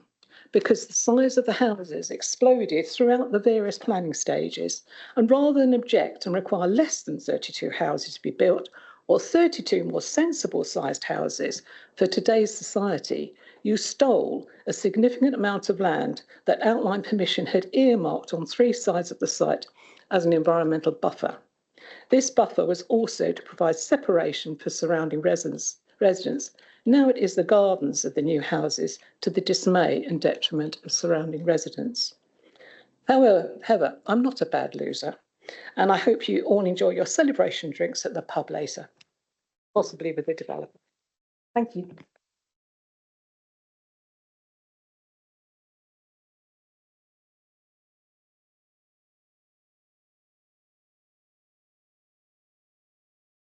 Thanks. Good afternoon. The reserve matter before you today, condition 3E, and I quote the inspector, approval of the details of the pedestrian link to the existing footpath network, allowing convenient pedestrian access to the village centre. Please think about those words. If the developer tries to avoid providing a link, provide a minimal or indirect path, or as is the case here, offers something that does not connect to the existing network, the planning authority is entitled to refuse the reserve matters for approval. The proposal by the planning officer does not provide for width, surface, connection points, visibility or gradients as an example. All reserved matters must be approved before development can begin. This outline permission clearly conditioned that the footpath be provided and is a legally binding condition governing the implementation of this development. It is not sufficient to show what you have before you today. The edge of the site, arrows pointing to the play area, the suggestion from the officer that a road without any footpath would provide a suitable alternative. The principle of the link is already decided. The detail must be approved before implementation. Development cannot lawfully commence until it is approved. The planning authority have no power to waive this requirement unless a fresh application is submitted and approved. What you see before you today fails national policy. It does not demonstrate a direct link into the existing footpath network, a convenient desire line route to the village centre, safe and inclusive pedestrian access for all users, or appropriate surfacing, gradients and lighting where necessary. I respectfully ask the Planning Committee to refuse the current submission, require the applicant to provide a direct, convenient and safe link to the existing footpath network, and confirm that no development may commence until such approval is granted. I ask the Council to uphold the integrity of its own decision and proper application of the planning law by refusing the reserve matter as currently proposed. Thank you. Thank you, Mr. Hoyle. And the final speaker is David Norris, and representing Boone Brown Planning Agent. Again, you have 3 minutes from when you start speaking. Thank you, Chair. Good afternoon, members. I don't wish to say too much about this as you've been through the scheme before. But just to say, this goes back to 2018 when the planning permission outline was originally granted. So it's 7 years ago, and you can imagine the impact that's had upon all sorts of issues such as viability, etc. Listening to the application being considered for Wookie earlier, did kind of the comparisons between the two insofar as this is an allocated site. It's in the local plan. It's delivering 10 units of affordable housing for local people. So these are really big benefits coming out of this. And this site would go towards your 5-year land supply, which is really struggling at the moment. And that's not a threat. This is one of the schemes, in my view, I would say this, of course, that you just should be supporting. It's not one coming in on the back of a 5-year land supply. We've worked with the parish since the last meeting. It's very clear the parish do want to provide a link to through there. However, unfortunately, those who are joining the site, the objectors, are using the parish council to prevent the scheme from coming forward, an allocated site. You'll have heard from the first speaker that they don't agree with the principle of development, which I understand. We've all got our own issues. And the provision of new homes, especially affordable at the rear of your garden, is not always popular. And that's, part of what you'll have to deal with. That's all really I want to say, apart from the fact that, within Butley, as far as I'm aware, looking through your records, not one affordable home has been delivered in the last 10 years. So this is a real issue for local people. I mean, it's fine people coming in and buying properties, that's great, putting the values up. But this scheme will provide 10 affordable homes for local people. I think that carries significant benefit. And, if it is approved, the parish council and the developer will reach an agreement whereby the parish will allow the people to enter into their site. And why wouldn't they? Why would they want new parishioners walking along the road? They'd also be paying their own precept along the way. So, thank you. Thank you very much indeed, Mr. Norris. Right. Do the officers wish to add anything before we go to members' questions? Yeah, just to clarify a couple of additional things, members. Just to make it clear, it's your policy BT1 of LP2 that promotes the site for development. So again, it's a site which, as a council, we are promoting for development. And again, just to clarify, the outline planning permission was submitted in 2019 and it was permitted at appeal by a government inspector in April 2020. Okay, thank you for that. We have some questions, and the first one is,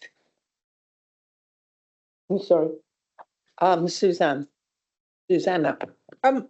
Obviously, the things that we heard from the public speakers today are quite upsetting and shocking for any of us to sit and listen to. So I'd be really appreciative if the officers could find a way to directly respond to their concerns, actually, so that we can feel more comfortable, please, about what's actually going on.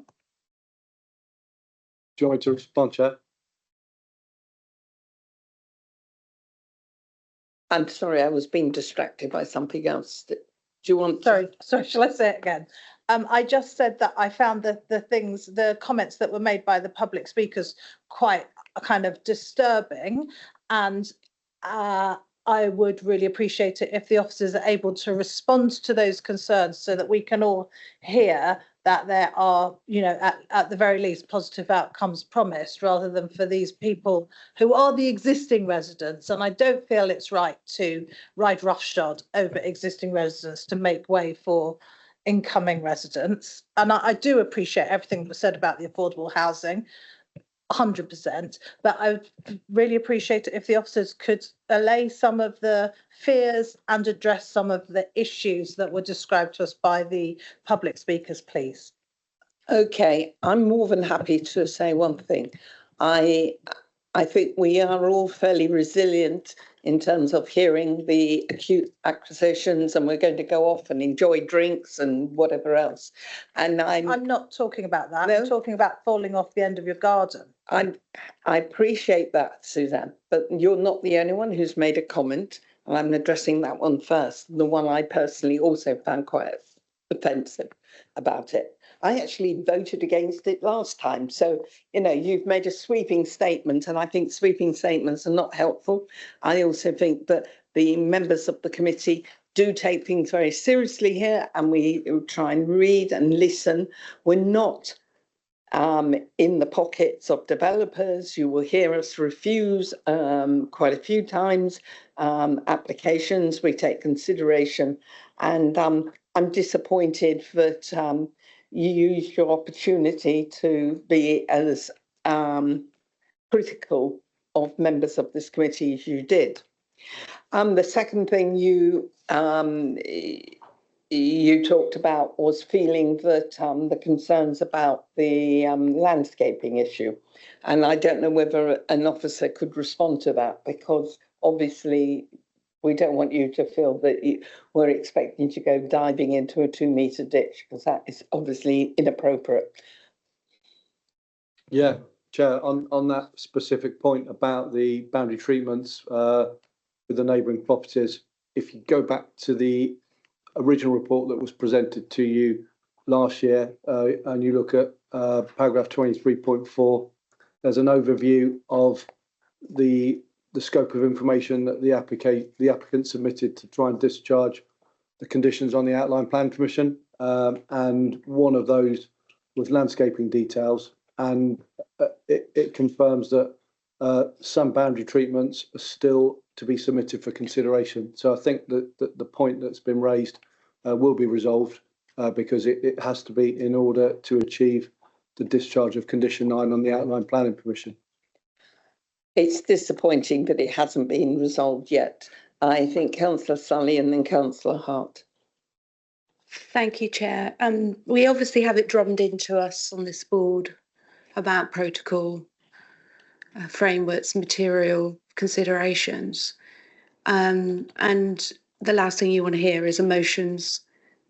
But this, I have to be honest and say this application is my worst experience of planning.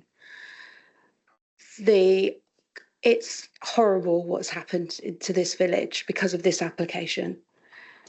And what has happened is when this was approved, it was really clear that access was, you've said it yourself, it was approved with access. Access was never actually resolved at that time. So the can was kicked down the road. So what it's now led to is a divided village. And the parish council have been put in our shoes, you know, where they've had to accept something they didn't want to accept and try to make the best of it. When rightly, I understand and sympathise where the local community don't want to accept it because access has not been agreed. Access still has not been agreed. This is housing that people at the moment won't be able to get to because there's no agreement in place. There's discussions going on, and I think the parish council are trying their best and may get there, but they've now got this pressure from the community who are stakeholders in the village. So it's heartbreaking what has happened with this application. And Chair, your comments at the time opened my eyes. You weren't Chair then, but you said, why has this application come to the board now? Why didn't it come to the board after this was ironed out, the access was ironed out? It's been mentioned already by a speaker that the planning inspectorate, where this went to, said that access discussion needed to be sorted out before the planning application came to us. So here we are now, here we are again, and we're in a really difficult position because if we hold this up, it's going to cause more pain for everybody, particularly the parish council, particularly the community, who some in the community don't want it to happen. I've never met the developer. That did hurt, that comment. I've never met the developer. I appreciate the representation today from the developer that said, you just got to get on with it. There is some good coming out of this. But, you know, that is also disingenuous of what has actually happened to this village. It's heartbreaking what's happened through the divisions that this has created. And I've said before, we're not anti-housing when we turn down applications. What we're trying to do is get better applications. And as I say, this one is a mess. In terms of not resolving the access point. And as far as I can see, that's still not resolved. It's just left with the parish council to make the best of it while they have to face unhappy parishioners around them. But they're in the position we're in often where we have to, the tilted ballast puts pressure on us and makes us approve things. So I have no idea what to do. On this in this situation, I really don't. But I do ask the question: can you look me in the eyes, Simon, and go, access is sorted out, this planning application has the access agreed. There's no issues. Thank you. Thank you, Councillor Sully. Simon? Sure, thank you. What I can do, Councillor Sully, is report to you some facts. So first fact is that the outline planning permission was approved with details of vehicle access. So there's vehicle access from Sub Road, and the scheme layout includes a pedestrian connection from the development area to the vehicle junction at Sub Road.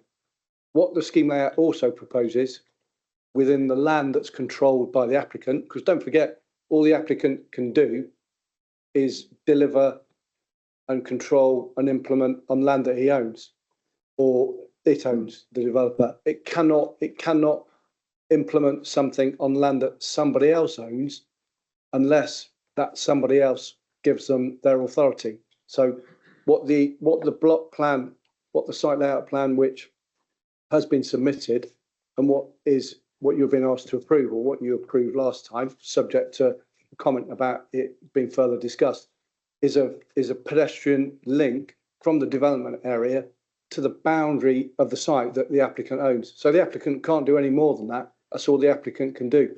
What we've heard from the applicant and what we've heard from the parish council in the discussions that we've had with them since you considered the application in November last year is that they have been having discussions, and they haven't been able to resolve the finer details as to how the path which is delivered on the land that the applicant owns up to their site boundary would then be connected through to the adjoining playing field. But the applicant can't do any more than that because the applicant doesn't own that land. So that's what I can tell you, and that's a matter of fact. Could you perhaps amplify?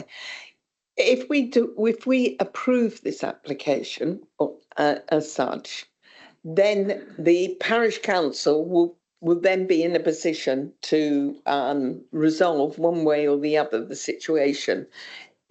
Can we absolutely do a copper bottom condition? But if they weren't successful post approval, could they then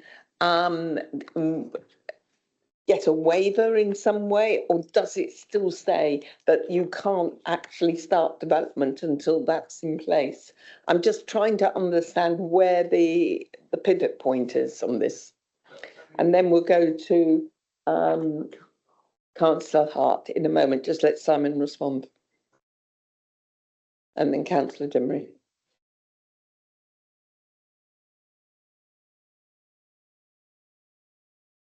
In terms of the recommendation which has been presented to you, the recommendation is that the reserve matters approval is issued for the development as proposed on the plans, which from a site layout point of view includes a footpath link that basically runs along this line here. And again, it might be best if you look at in your report packs because it's more clearer highlighted from that point there to the site boundary and the boundary hedge. So that's it. So if as the committee you vote to approve the revised officer recommendation which is being presented to you today, that's what will be delivered, as well as the footpath connection along the highway access to Sub Road.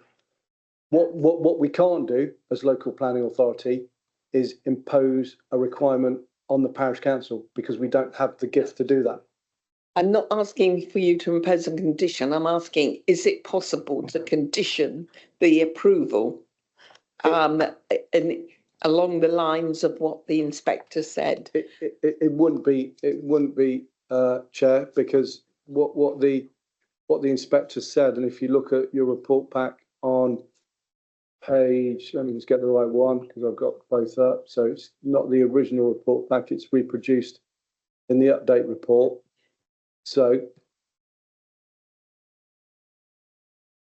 it is at paragraph 2.7 and it's outlined, and I've set it out in full. So the inspector's condition said approval of the details of A, the layout, B, scale, C, appearance, D, landscaping of the site, and E, this is the point that we're talking about and local residents have raised and the applicant's been in discussion with the parish council.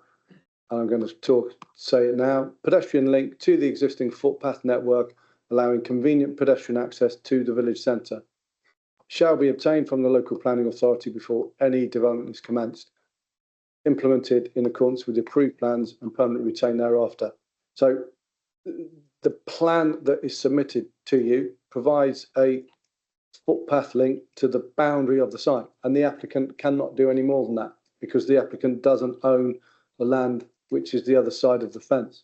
So there is a possibility, if you grant planning, if you agree the reserve matters as per the revised recommendation, that if the developer and the parish council are not able to come to an agreement, that the access beyond the site would not be completed. Okay, so trying to unpick that, what you're saying is that we cannot condition it on the basis that a satisfactory link to the playing field has been established. Because as you say, it's not in the developer's land, but it is in the developer's not gift, but the gift of the authority to say yes, you can go ahead and develop this land, providing an access path has been established. Doesn't say how or what, just has been established. Is that what you're saying? What I'm saying is that within the scope of the application site, with that the applicant has control of, they have delivered a footpath link, which will allow access to the wider village of Butley. They can't do any more than that. They can only control what they can deliver on land that they own. Okay, I think I understand that. Shall we try some other people? Susanna Hart. I mean, it is a bit confusing because it says this link must be in place before development commences.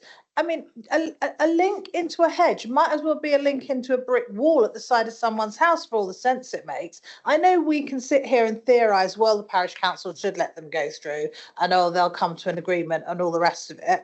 But I don't actually understand why they haven't come to an agreement because it just seems a bit odd. I'm more concerned right now and to why a lady has got a 2-metre drop at the end of her garden and the buffer has been removed. That question still hasn't been answered to that member of the public, and I just don't understand how that's allowed to happen. Draw your attention to this slide. So this slide was proposed last time when you considered and accepted the layout. So what the speaker was talking about was this boundary here. So at the moment, there isn't a detail for the boundary enclosure between the application site and the properties that will be delivered and the neighbouring properties. But that boundary enclosure will be agreed. But how can they just start doing it before it's been agreed? How can they make her garden unsafe? Okay, she doesn't look like she's got a 3-year-old, with all due respect, because nor do I. But what if she did?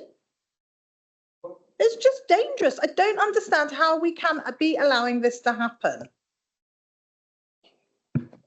Effectively, Councillor, what I'm saying is that the details of how the rear gardens of those properties on that boundary there will be delivered has not yet been agreed. So, okay. Thank you, Councillor. The details in relation to temporary hoardings and so on around the perimeter of the site were secured under the construction management plan. So any works that are ongoing at the moment should be in accordance with that, which does provide hoardings, at least temporarily, between the site boundary and any neighbours. So what Simon's talking about is the permanent boundary treatment in relation to the site, which is going to be agreed at a later stage. But at this point, there should be construction hoardings, and if there aren't, then we need to see that as a planning enforcement matter. So can we just find out if there are or not? There's no development on the site yet. So there hasn't been any development on the site.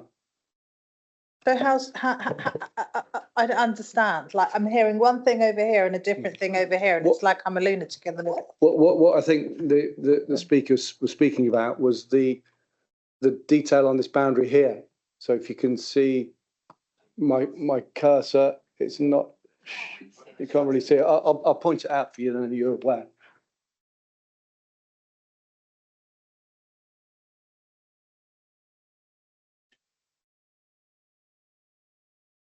Sorry, but so if construction hasn't started, why is the lady describing what she's describing? I mean, we need to send enforcement out straight away and find out what's going on. Councillor Hart, I'm going to close the meeting and ask the lady who spoke to confirm, has this already happened, or is this something you're concerned about given the alterations to the landscape? And do come to the microphone.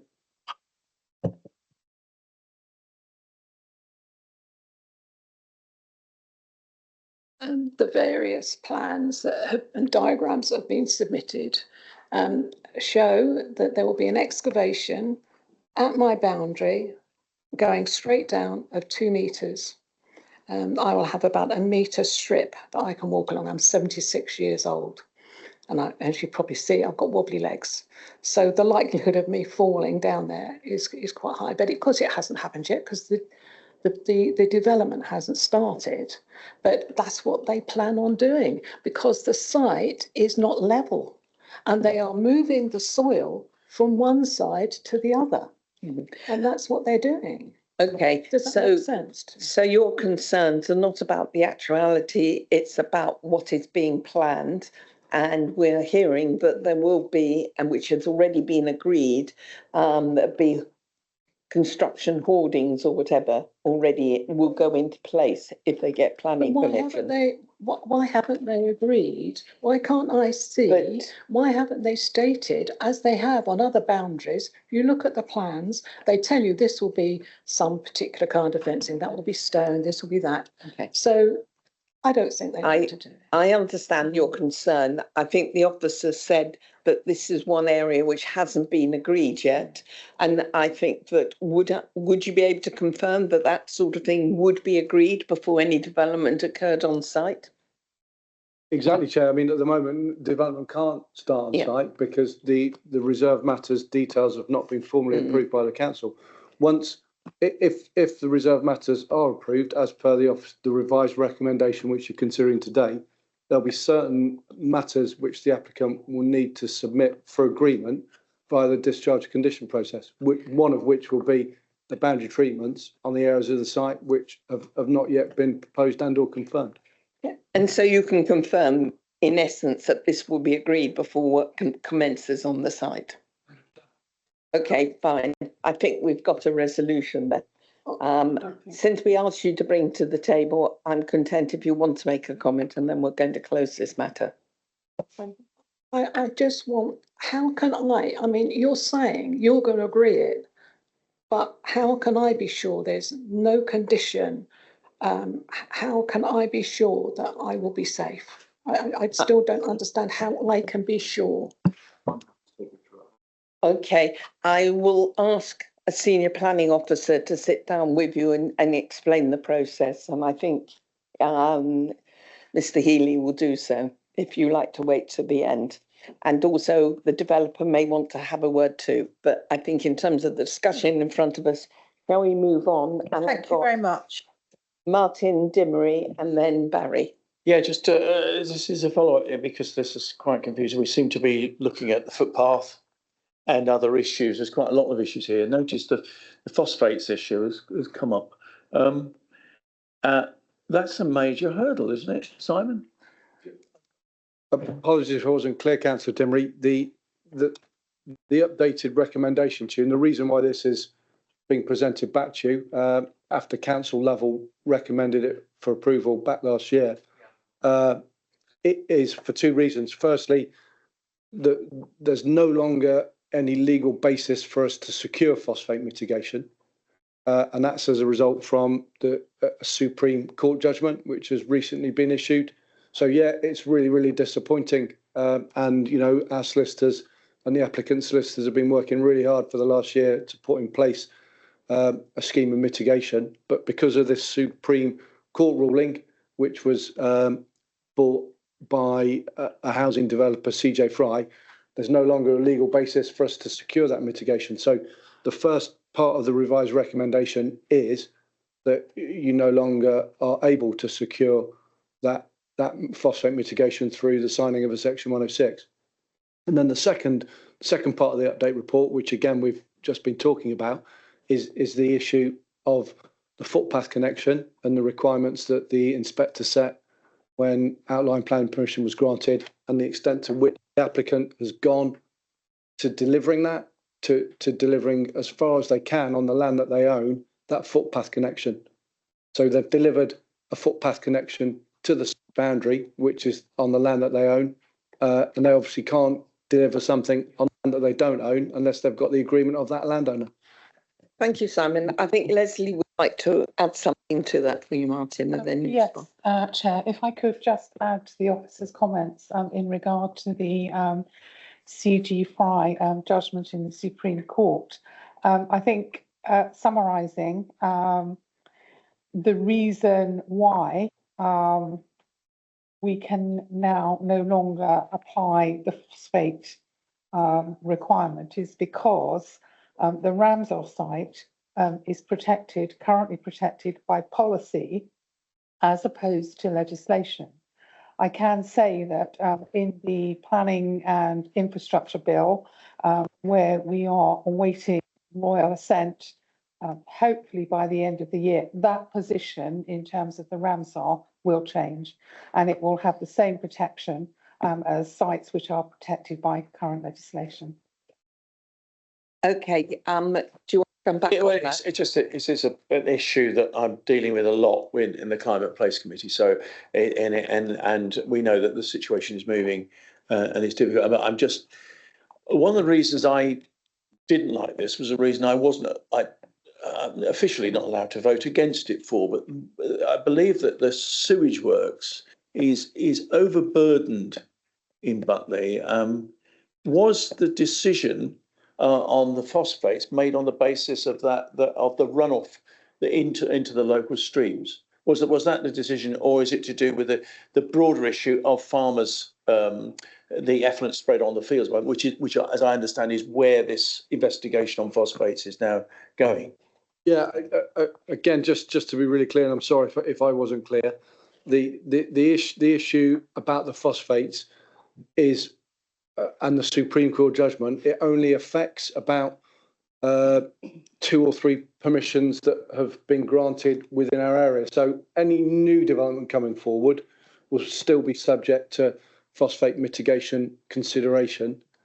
Whereas with this proposal, because the planning permission was granted in outline back in April 2020, the timing of it does not allow us to secure phosphate mitigation. So all of the discussions you'll be having on the other sites that are submitted, where there's a link back from the site and foul water drainage to the protected Ramsar, they will still be required to deliver phosphate mitigation. So it's the timing of the grant of the outline planning permission on this one that means we can no longer seek it.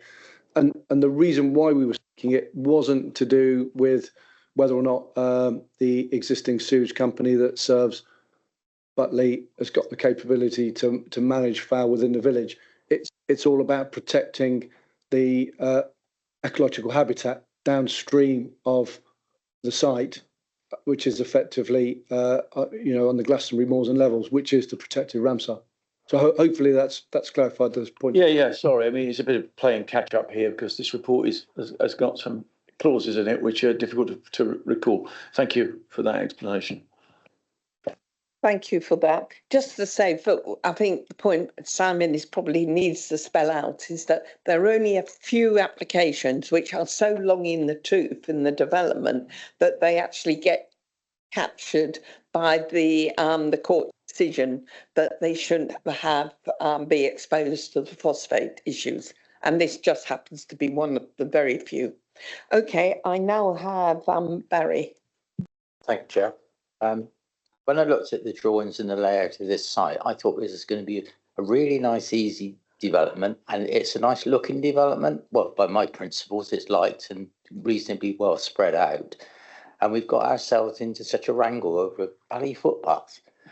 Can we not just forget the footpath and let the builder talk to the parish council outside of his planning permission? But I do sympathise with this lady who says about boundary treatment. Now, Troy says, well, we got a piece of hoarding up. Well, a big deal. This lady, the 2 metre drop, she's going to find her garden slowly eroding and rolling down onto the site. She wants something a lot more substantial than a piece of hoarding. She wants this put into conditions, please, Mr. Planner, and say they're going to build a proper retaining wall along there and protect her property and all the other properties that may be affected. Thank you. Thank you, Barry. I think that's a well-made point, and I'm sure the officer, when they're looking at agreeing the conditions, I will just beg to differ with you on one comment. I think this application hasn't got sufficient car parking. This is a rural site with the new council placemaking policy where you don't have garages, you only have carports, you don't have enough sufficient parking for other people on the site. You've got 30% of them social housing. We had the conversation last time, but social housing actually generates more car parking often rather than less because of the unsocial hours. People are working, the multiple ages of families, the need to bring commercial cars home. I said it all last time, and I will, for the sake of this lady, I will say it again, that I personally feel that this site is an inappropriate site for placemaking. If it was in an urban environment, I would have a lot more sympathy. But Butley, I've looked at the timetable, bus timetable, it doesn't have sufficient transport there. And I am really disappointed by what has happened, but I'm sorry, it was you saying it was a nice site. Got me on my high horse on that one, but no, that's not an issue in front of us. This is an agreed site, this is reserve matters, and that's what we're looking at the moment. And the critical reserve matter was the inspector's requirement to have access. And I think that is probably the pivotal point on this. Any other comments at all? Would the officer like to respond? Don't worry about the policy bond. I think ultimately, hopefully I've explained why we can no longer seek phosphate mitigation. And in terms of the issue of the footpath connection, the applicant has delivered the footpath connection on land that he has control of. So I think whilst we can basically predict what might or what might not happen, the applicant, the developer, cannot do any more in terms of the land that they control and to which the outline planning permission has been granted refers to. So I've got nothing more to add, Chairman, unless there are any very specific questions. Right. I've got two hands up, and then I think we should think about moving to a proposal. Councillor Hart and then Councillor Sully. I was just going to say, it's just, I almost wonder about this footpath. You know, the sad reality is, since this application will have first come to planning here, when in fact some of us weren't sitting here, there was a village shop, there was a post office, and there was a pub. They've all shut. So it's almost like, where are you going to be walking to? The reality now is that the post office and the shop are actually in Boltonsborough. So you're going to be driving to them or biking maybe. So really the people for the footpath are going to be kids to wander to school. So you'd like to think the parish council will take a piece of hedging out and enable that to happen. So yeah, I mean, I just wanted to make that comment really, that there isn't a lot to walk to in the village per se anymore, unfortunately. Thank you, Councillor Hart. Councillor Sullivan. I think that it was a good point to make, actually. I think that leaving it with the parish, with the community, with the developer, I just really hope that the developer reaches out positively, constructively with the community and the parish council to get the best outcome. I think it's awful that it's considered a primary village, Butley, but in reality it isn't. Okay, thank you. Could I have a proposal then, please? Is anyone wanting to propose?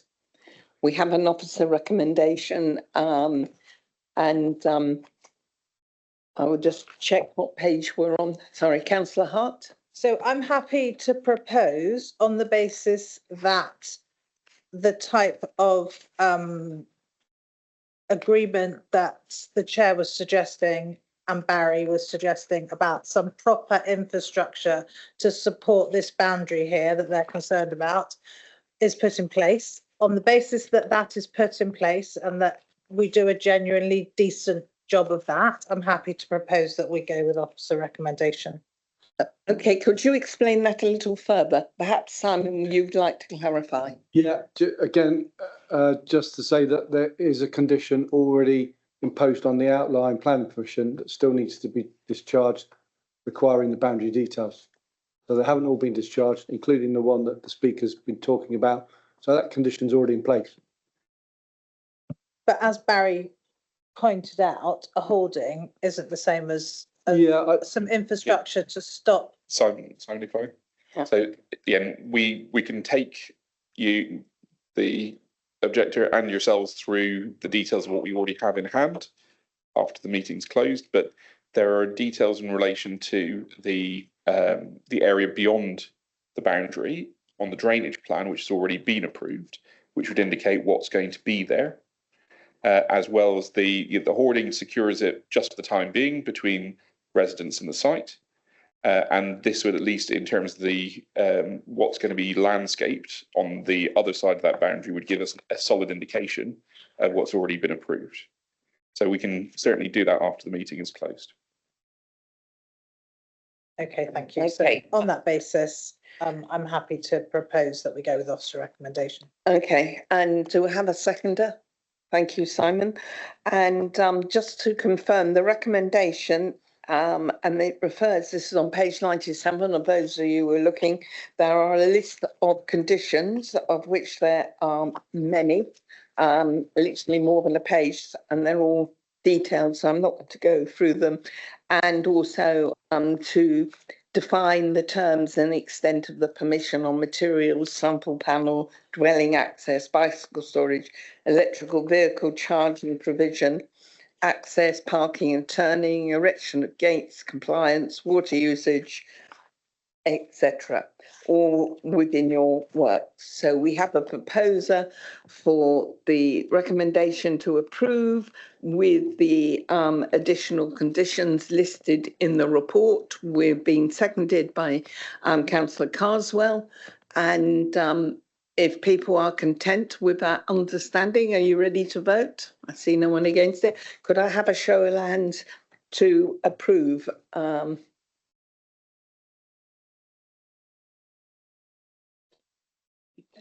Thank you. And those against?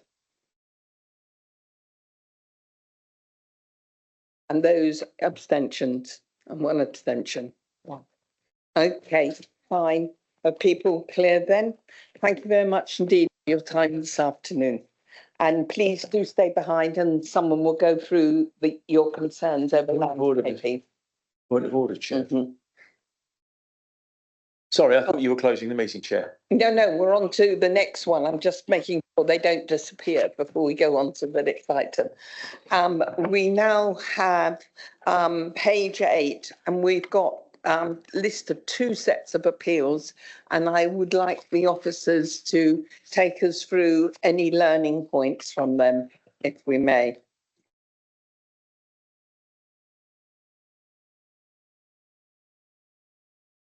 Right. Who's doing this, Ed or Simon, or is it a double act? Probably double act it, Chair, if that's okay.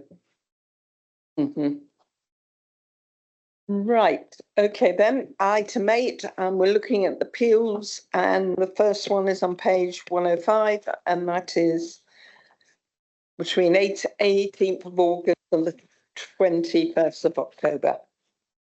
And it's going to be, I'm not going to go through them all, but any ones you want to pull any details out. What we thought we'd do, Chair, is that we'll go through the key ones where. Sorry, Simon, sorry to interrupt, but I understood that lady was going to stay behind and talk to myself and Troy about her boundary treatment. She's entitled to, but I can't make her. Oh, you can't make her, but I didn't know, I don't think she realises she can. Thank you, Chair. Okay. Thank you. Yeah, what we thought we'd do, members, is just perhaps pick out some of the key larger appeals where there's key things to discuss with you in terms of how the inspector resolved to arrive at their decision in terms of main key policy considerations. And then obviously there are some smaller ones which you might want to ask us a question on. So again, just if you don't know, the way in which me and Ed manage the East area, I manage what is effectively the east of the East area, which is Shepton over to Frome. So I'll be talking about those appeals, and Ed manages the area from Shepton down to Wells Street and Glastonbury. So he'll be talking about any appeals within his area. So the first one was an application which was a non-determination appeal. So that means the applicant lodged an appeal prior to us as the council making a decision on it, and it was for the land at Tower Hill, Bath Road, Beckington. So the key thing being it's a site just outside of Beckington, but not within the settlement boundary, and therefore wouldn't have the protection from the policies CP1, CP2 in terms of the defined settlement boundary where our policies would support new housing. So at the appeal, we put forward a case that the application should be refused, and the reason why we put that case forward was because of the impact on landscape character. Those of you that know it basically provides a really rural edge to Beckington, and it also provides an appropriate setting to the list of buildings which are to the site boundary. So we didn't refuse it on the basis that it would be in an unsustainable location, although it was outside of the settlement boundary. And the inspector agreed with us, so it was really good. And I guess probably the lesson to learn for all of us is that the inspector concluded that although the site was outside of the settlement boundary of Beckington,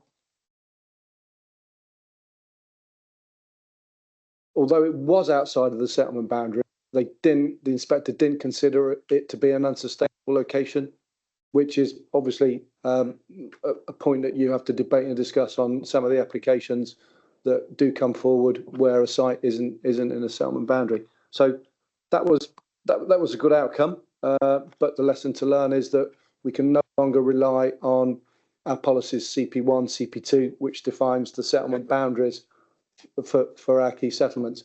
And I guess what from an officer point of view, the way in which we try and resolve it when we're completing the planning balance, if a site is literally in the middle of the open countryside and you genuinely have no chance of walking to services and facilities or cycling there, and the reliance would be on using private car, we would still say that was an unsustainable location. But where a site's on a settlement boundary and there is a reasonable connection to services and facilities and there's access to good public transport facilities, as officers now reflecting on National Plan Policy Framework guidance, we're favouring those as sustainable locations, and therefore when we come to complete the planning balance, that wouldn't be a reason why we'd refuse plan permission, and that's just what the inspector did with this case. Going down the list, Ed, do you want to talk about Glencote Road? Yep, thanks, Simon. So the next biggie, if you like, was an appeal at Glencote Road. So just to the west side of Wells, between Wells and the village of Heybridge. This was an outline application for up to 78 dwellings it was refused under delegated powers, so officers refused this application. The main issue on this application was that the site is identified in the local plan as a green gap. So it's identified as an area that should be kept free of development. The idea or the main idea behind that green gap was to prevent Wells and Heybridge from merging, really. And so there's a policy in the local plan that was supposed to protect those two or prevent development on that site. So that was one of our main arguments, really, that development shouldn't go on the site at all. Unfortunately, the inspector didn't agree with us, mainly on the basis of our 5-year supply or the lack of our 5-year supply. So because this policy is a local plan policy, the inspector was of the view that it was, you know, out of date, really, because the policies in the plan itself that identify housing numbers out of date. And this sort of green gap policy was essentially sort of based on those old numbers, and therefore he gave it limited weight, and he thought the provision of affordable and market housing outweighed the need to keep Wells and Heybridge physically separate. So that was the kind of key takeaway from that point. Could I just ask a question? That's really quite critical. The fact is that they're going to allow communities to merge. Is that going to have any implications on the local plan emerging, the new one? I think the key implication, Chair, is if we don't keep our local plan up to date, even if we've got a policy that specifically identifies an area where development should not happen, then we're at risk of being overruled, if you like, by an inspector. And that's the situation that we're currently in. Thank you.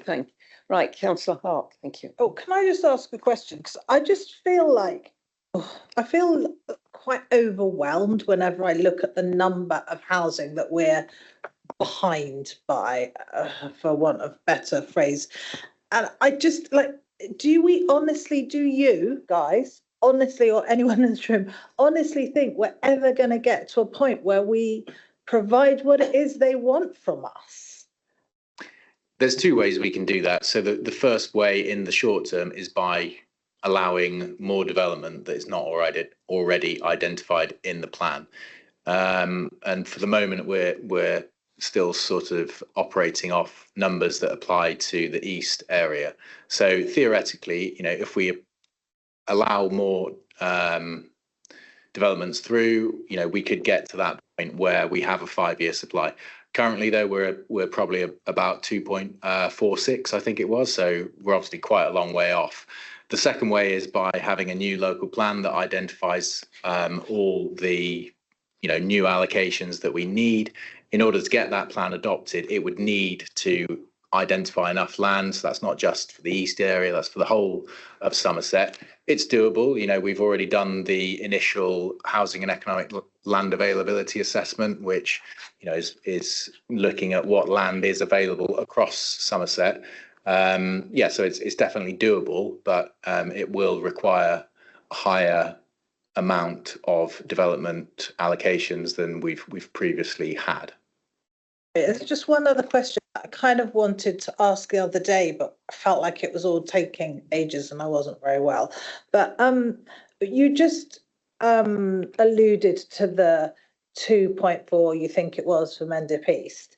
And I remember at the time, I can't remember his name, the man that was doing the presentation on that part of it, Andre, he said something about immediately when you look at that kind of headline statistic, or when the inspector looks at that headline statistic, it's like a red flag. And I was kind of trying to add it up and redivide it in my head and think, can I make up a number? No, and think, why are we not, like adding up the 5 areas and having an average statistic across Somerset? Because we are Somerset. We're not Mendip anymore. And then would that then bring the number up a bit? Because it felt like to my maths, it would bring it up to nearer 3, nearer. And would that then mean that the inspector wouldn't have this whole red flag thing going on? Or am I dreaming? Good question, Councillor Hart. I believe the answer is because under the local government reform regulations, when a new authority like Somerset is created, until you get a new local plan in place, the sort of old local plan areas apply. So we're still operating off old Mendip numbers until we get the new Somerset plan. I don't think we have the choice just to do a Somerset average. I think it's set out in the regs. That's my understanding of it anyway. So when will we? Do we have a date where we will have a Somerset plan? What is that date? We've been given a timetable, and the timetable is 28-29.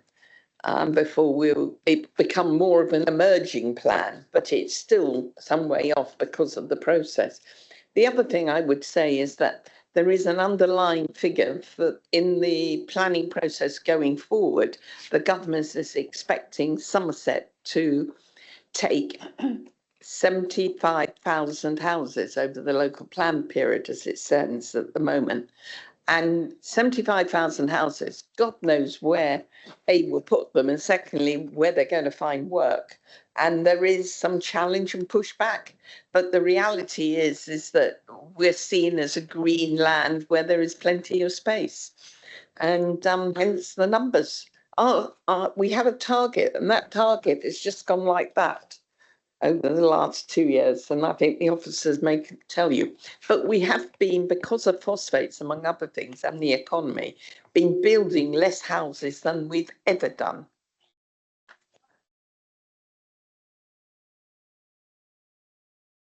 Yeah, so if I just add to that as well, we do produce what's called the local development scheme, done by the planning policy team. So I don't know if this is me.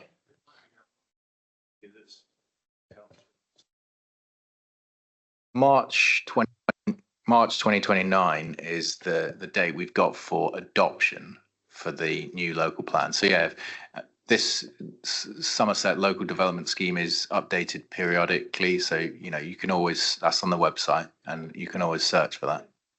Well, yeah, there's lots of stages. You've got to do consultation. It's got to go for examination by an independent inspector. There's a lot of evidence-based work that needs to be done. So yeah, I mean, local plans are quite time-consuming processes. So I think the depressing answer to my original question is Not it's for a going to while. feel overwhelming like this for a long time yet. Yeah.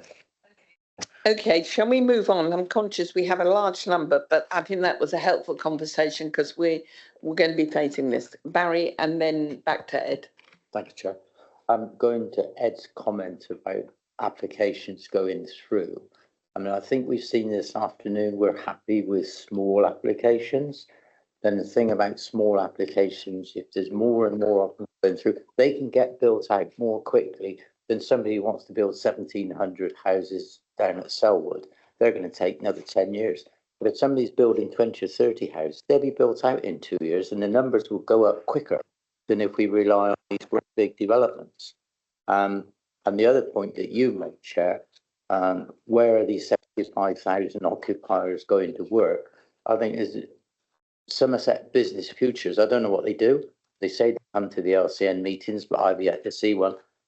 They need to get involved and make sure there is work for these people up there. Not just build acres and acres of houses that you can afford and nobody will live in, and certainly not work from. I just say on behalf of the economic development team, there is a huge amount of work with the Chambers of Commerce and there is a growth board of a range of businesses across Somerset who are trying to address that issue. But it is a broader piece, as we all know, because it's about the economy across the country and the sort of jobs we would expect to see in the future. But on a positive note, the colleges who are providing the employment opportunities for young people by training them, have had a really good year in terms of number of apprenticeships and number of things going on. So we're doing something right in the community. We just need to attract the employment now. Right. I will leave it to you to sort of move forward promptly. We have our infamous pack saddle. I don't think are you going to say anything about that? Much more that needs to be said about pack saddle. I think members know the decision. The inspector agreed with the committee's recommendation and decision that the approach to delivering housing on the site wasn't acceptable because of the value of the site as open space. Although the inspector did use quite a unfamiliar term in describing the open space. So he described it as passive, I think. Passive use. Go on. Just wanted to ask what are the options now with that land? And because it's Somerset Council's land, so does this go just straight to the estates team, or how does that get managed now? And are there any options that'll move forward? Councillor Danton, I would probably say that's a question for other people and not the planning team, because we just deal with planning applications. Happy to just give you three things. One is that the land is owned by Somerset Council. It's been in land ownership for 50 odd years, that's development land, and therefore there needs to be some sort of decision where that goes on that. The land needs still to be managed, as all land needs to be, and also that there is a commercial agreement with the registered provider, Live West, and that still is in existence, and Somerset Council are tied in that respect. So it will go on for some time. I don't think any decision's been made, and it will go through, like everything, through the normal democratic process. The decision is not made offline. It's subject to a judicial review, isn't it? A legal review, I stand corrected. Yes, I believe there may well be one. I don't know if it's been submitted or not yet. That's why I refrained from saying anything. But already within the farming fraternity, people are talking about the consequence of that decision. And we're seeing signs go up, reminding people this is private land, this is not a permissive path, and that sort of thing. And that's going to be interesting how that plays out. Let's move on with some speed. The majority of the other appeals are relatively run of the mill. I mean, there are a couple in there that people might have questions about. If you have got any questions, I think there is one on the second appeals report worth mentioning, and that was an application for a studio outbuilding in Street, and again, the officer recommendation was for refusal, and the inspector agreed with us. So again, if there are any questions that any of you have got on any of those smaller appeals, you can contact us after this meeting, or if there are any that spring to mind in the meeting, we can answer any queries that you've got now. I'm intrigued by the Chesterblade one.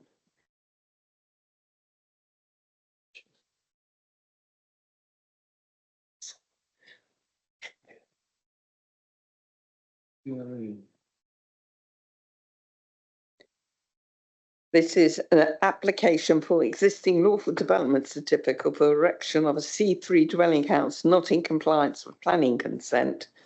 The development is not lawful was the planning decision, and the appeal was allowed. Yeah, that was a really strange one, and we were very surprised with the decision. So what we've had there was a dwelling which was granted some time back, and it was restricted as an agricultural workers dwelling. And what the applicant was trying to demonstrate was that it should no longer be tied as an agricultural workers dwelling. And you all understand that if a property is tied as an agricultural workers dwelling, it can only be lawfully occupied by somebody who works in agriculture. And it's really key when, you know, a property with a tie is sold because market value is considerably lower. So what they were arguing was that the house, when it was built back in 2010 or so, I think it was not built in accordance with the approved plans to which the agricultural tie condition related to. And the difference was really, really marginal. So, you know, it was the fact that the number of windows wasn't the same as shown on the approved plans. The sighting was on one wing was a metre forward of where the approved plans said it should have been. So our view was that, well, you know, in all intents and purposes, it's a planning permission. It's been built out in accordance with the planning permission, and the changes and the discrepancies are de minimis, sort of thing that we would agree as a non-material amendment.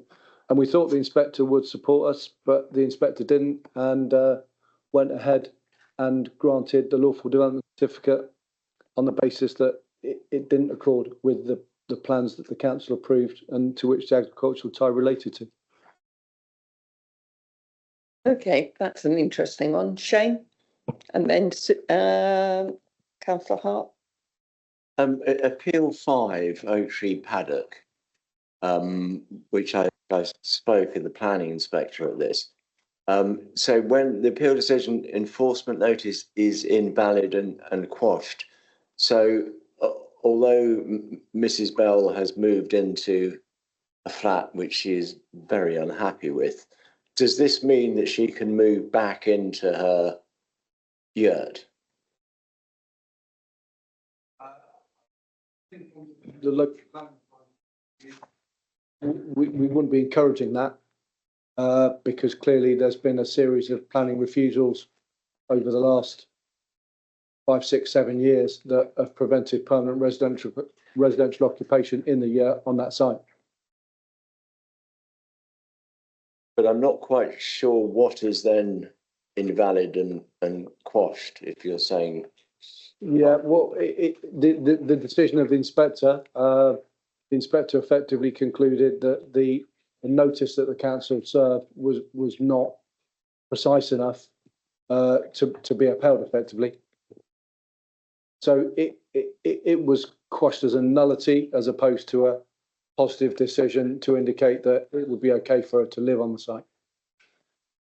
So does that mean that the yurt can then stay there and be used as, you know, because at the moment there's a food grain project there and they want to keep the yurt, not to live in it, but to use it for, I don't know, workshop, storage, whatever it is.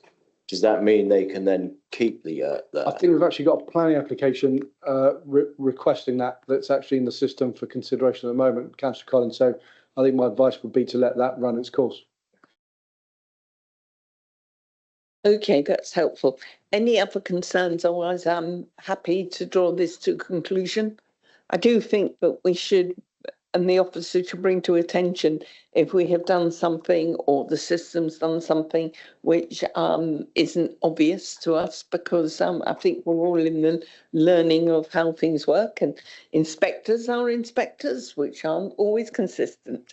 Councillor Hart. Oh, my comment was still appertaining to number 9. So really what you're saying is that was a technicality. They managed on a legal technicality to get the outcome they wanted just by chance. So I guess that means we have to be way more careful about ensuring that people are building things precisely as decreed, although I guess, you know, there's only so many hours in the day. And my other question was going to be around agricultural ties. Before you get to that, somebody wants to answer? I can answer the first question before we proceed to the second question. There are almost no planning authorities that proactively attend sites to ensure that they are built in accordance with the approved plans and that there are no material deviations from it. We are, as a whole, very much reliant upon reports from members of the public or from issues being raised by people like building regulations or other undertakers that attend site and point out problems to us. In this particular situation, I think we had a problem because they have essentially said that they deliberately materially deviated from the approved drawings. And under other circumstances, there might be an argument that we could say that we could capture it as a deliberate concealment or actions taken to conceal the fact that there was a deviation. But that requires some very specific circumstances, which I don't think existed in this case. So that does require positive action on behalf of the person to conceal a breach of planning regulations in order to kind of pierce that immunity to enforcement action. Just an interesting one. I wondered whether, was it intentional? Were they just using it afterwards? And might other people intentionally do a similar thing? And then I was going to ask a question about how specific the agricultural tie is. So, like, I don't know, do you have to be working on the farm? Could you be doing a whole load of, I don't know, market gardening or running market stalls or working at an equestrian centre? How rigid is that agricultural tie? That's a really good question, actually, Councillor Hart. And over time, the definition of if you like, an agricultural worker or an exception to what we would normally permit has changed quite a lot. So in terms of granting permission for an agricultural worker, it's not often it's tied to a specific holding. So it's somebody working in agriculture. And over the time, it's that definition has sort of been broadened out to reflect rural worker. So again, you know, to encompass people who work in forestry, to encompass people who work in equestrian services and things like that. So it has broadened out. It's no longer as tight as it was, but it's very, very rare that we would condition a restriction to somebody working on a specific holding. Thank you.